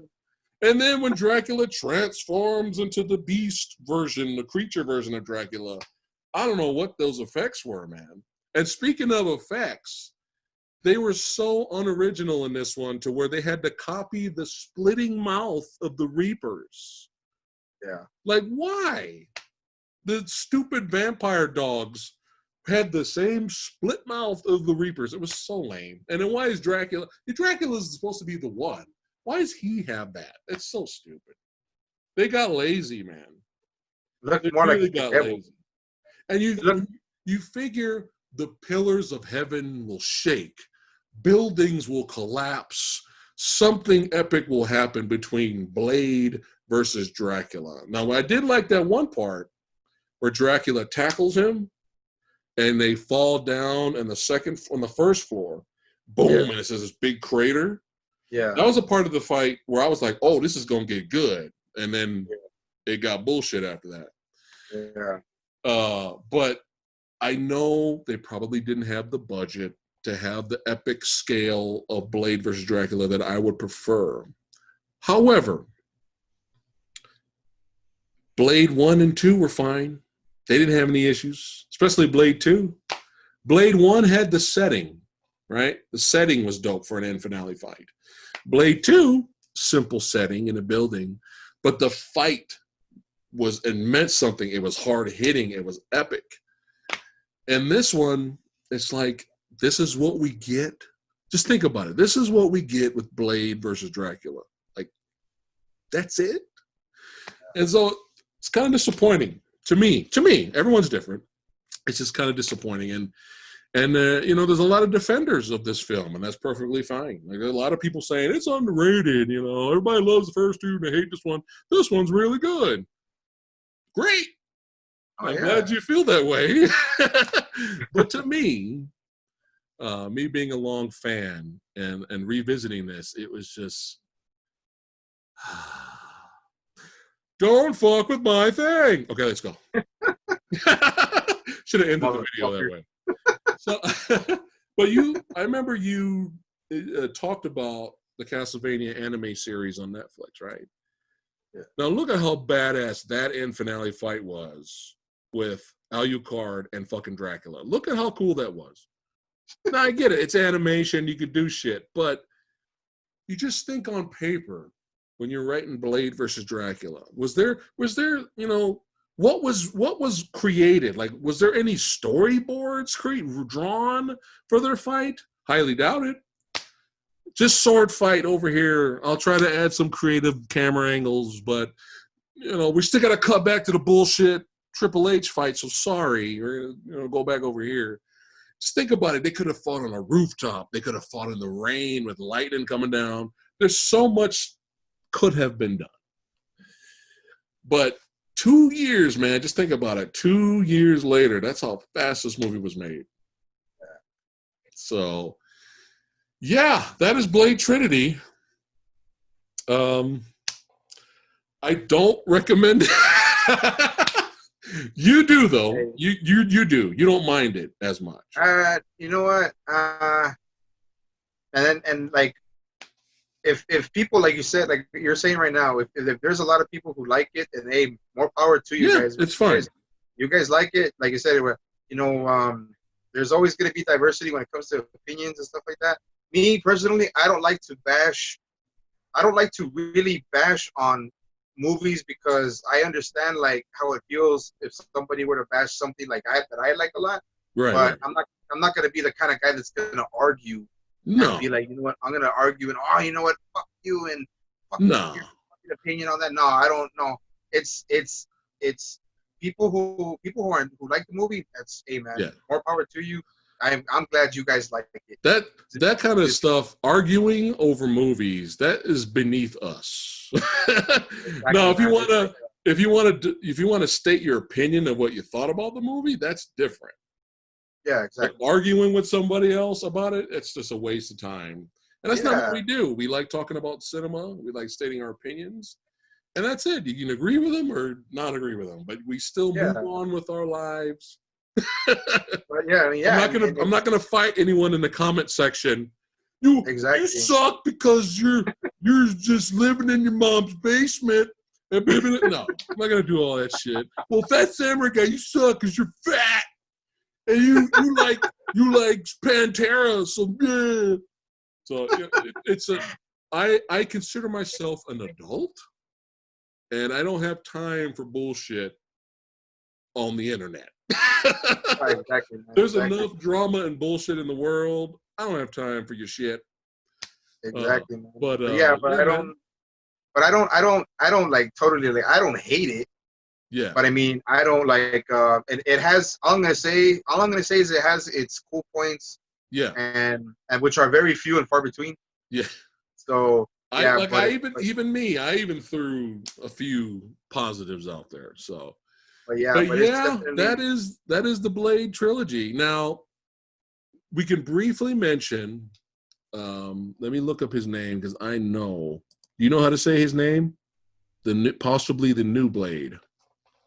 I'm gonna look it up right now because I know I'm gonna butcher it. Hold on. All right, here we go.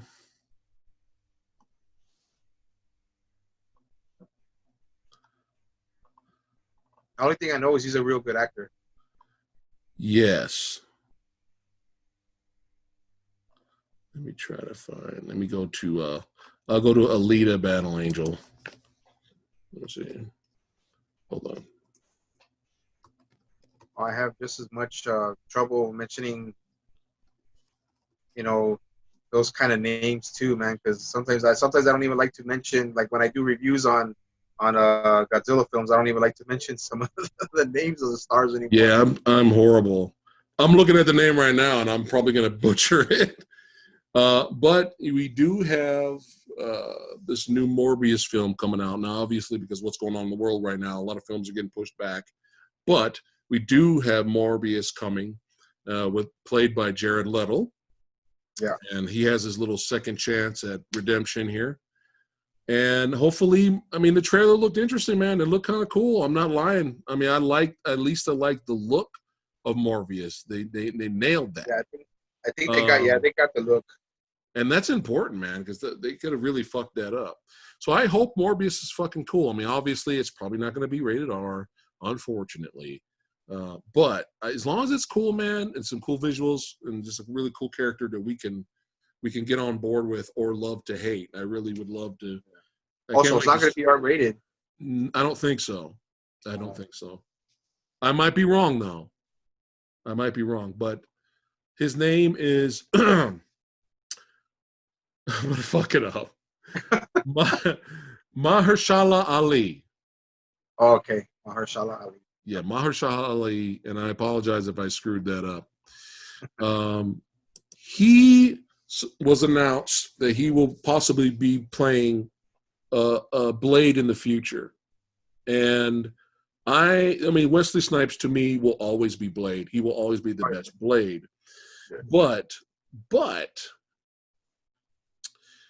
I'm actually not really hating on the casting of Ali because, like you said, this guy is a phenomenal actor.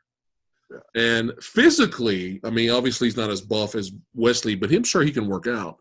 But, you know, you see how his character looks in Alita Battle Angel. He's got the coat and he's got, like, black shades.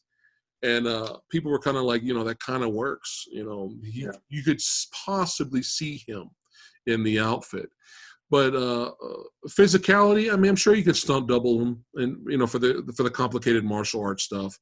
But I'm sure he's probably athletic enough to do movements here and there. But the fact that he's such a good actor really sells it to me. And the first time I saw him was in Luke Cage, where he played Cottonmouth. And he was such an intimidating, entertaining villain that even though I enjoyed Luke Cage season 1, I feel that the show suffered when his character was killed. Sorry, spoilers. And then we had a new villain. I think that show kind of suffered a little bit because he was so good as Cottonmouth. All right, I'm looking up Morbius right now. I don't see a rating yet. Yeah, but Cottonmouth, when he played Cottonmouth, that was insane, man. Yeah, I liked him more than the other villain that came later. Yeah, no rating as of right now, but I'm pretty sure they want to make sure people show up. Again, this is an obscure character, so they want to make sure butts show up to the seat. So it says it's unrated. Yeah. So it's change. That's no guarantee, though, that you know. But I mean, like, but Jared Leto's got the look for Morbius. And he's a good actor too. It is what it is with Joker, you know. I'm tired of destroying the guy over Joker. I mean, it is what it is. You know, it is what it is. I think the failure of his Joker was, I kind of blame. You could blame him because he was the actor, but I kind of blame the director a little bit too, because it almost seemed like he kind of just let him improv. It seemed like he kind of just let him do what he wanted, when he probably should have reined him in. Because, you know, when Nicolas Cage is one of the best actors, right? When you see him in some B movies, his acting is horrible. You've seen him, but when the director knows how to use him and reins in the crazy a little bit, he's really good. Nicolas Cage is a really good actor. I think Leto's the same way, where if the director stepped in and be like, no, that's a little bit too much, it kind of sounded like Jim Carrey there. Yeah. Well, you're kind of sounding like Jim Carrey. Let's try something else. Let's try something different, right? And then but it kind of seems like he just was confident. Jared Leto's Academy Award guy, man. Like, he's a good actor, so that's what it feels like with ooh, I'm an idea. I mean, that's so over the top. Yeah. That I think if that was just tweaked a little and just reined in a little bit, I mean, maybe tweaking that laugh a little, reining it a little bit. It could probably have been okay. So, and the fact that we only got to see his damn character for 5 minutes in the fucking movie. Exactly. So, people are, that Zack Snyder extended cut coming out, and people are asking for the David Ayer cut. So you can see more Jared Leto Joker, and you can see originally how the film was edited. I don't know if you knew about that, but supposedly the original cut of Suicide Squad, the fans liked. The people in the audience liked. Yeah. But the studio got cold feet because Batman vs. Superman failed. And they got cold feet. And the trailer for Suicide Squad came out, a new trailer, edited by this whole new company that it got a lot of buzz. And if you look at that trailer now, it still makes the movie look like it's going to be a great movie. Yeah. But so the studio got cold feet. They grabbed that group of editors for that trailer and had them re-edit Suicide Squad. And that's the version we have. So fans want to see the original version that supposedly the people in the audience enjoyed. So I don't know. Maybe we'll get that in the future. But that's another video for another topic or for another day. Right. But Morbius, I think, is a good introduction to bring Blade back. I think bringing in, because, we have aliens. What do we got in the MCU right now? We got aliens. Soon we're bringing back actual mutants with Fox characters coming back, right? Exactly. With X-Men, Fantastic Four. So that's as far as we've got. We've got cosmic characters, aliens. Am I missing anything else? That's about it, right? About right now. Yeah, I mean, just and then the Inhumans. Well, they're already aliens. Right. The Eternals, and then the Eternals. Right. But we haven't had vampires introduced yet, right? Yeah. So Morbius is a good way to bring this world, into the MCU. And then it's the perfect segue to bring Ali's Blade in to hunt him. How amazing would that be? Or team up, like you said, for future franchises, right? Yeah. So I know a lot of people are like, boo, Ali, Wesley Snipes is the best. I get it. And Wesley Snipes, to me, will always be the best, despite Blade Trinity. I still have my fingers crossed for Ali. And we haven't heard or seen anything for a long time, which is kind of not, it's kind of making me go, well, maybe they're not going to do a Blade reboot. But recently, Ali posted on his Instagram, I think, or Twitter, a drawing of him as Blade. Yeah. He posted that. It's a little quickie bootleg drawing, but he did post that. So who knows? Maybe hopefully it's still coming. I'm just curious, right? If Sticky Fingers got a shot, right? Sticky Fingers got a shot. Let's get an incredible actor a shot at it, right? Ali he's already up there in age too, man. He's already like in his mid-40s. Yeah. So, but you never know, man. I mean, with CGI now and stunt doubles, the way stunt doubles, and then the way they have the actors like keeping themselves in shape now, and not like back in the freaking late 90s and early 2000s where they just let them do whatever they want and all that stuff. So man. I want a Wesley Snipes cameo though. Oh yeah, I think they'll definitely do that. That'd be dope. I think they'll definitely do that. All right, buddy. Is anything else you'd like to say about the Blade films before we go? No, man. Just what I said about Blade Trinity, but I enjoyed the first two, man. The first two, Blade and 1998, and then Blade 2 were freaking.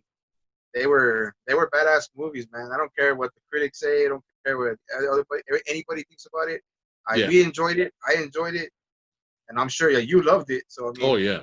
There's not much else to say about that, man. No. Perfect ending to the video. So, viewers and listeners, make sure you head over to Daniel's YouTube channel. You like, share, and subscribe. Let them know Phat Samurai Guy sent you. And is it the Sci-Fi Sentry? What is the name of your YouTube channel? Yeah, it's just basically Daniel the Sci-Fi Sentry. There you go. Daniel the Sci-Fi Sentry. Look it up. Support other YouTube creators. That's right. Remember, if you like comic book related material, films, kaiju, the genre, if you're collectors for statues and figs and all that, you'll find all that good stuff over at Mr. Daniel's residence. So thanks again, buddy, for joining us or joining me.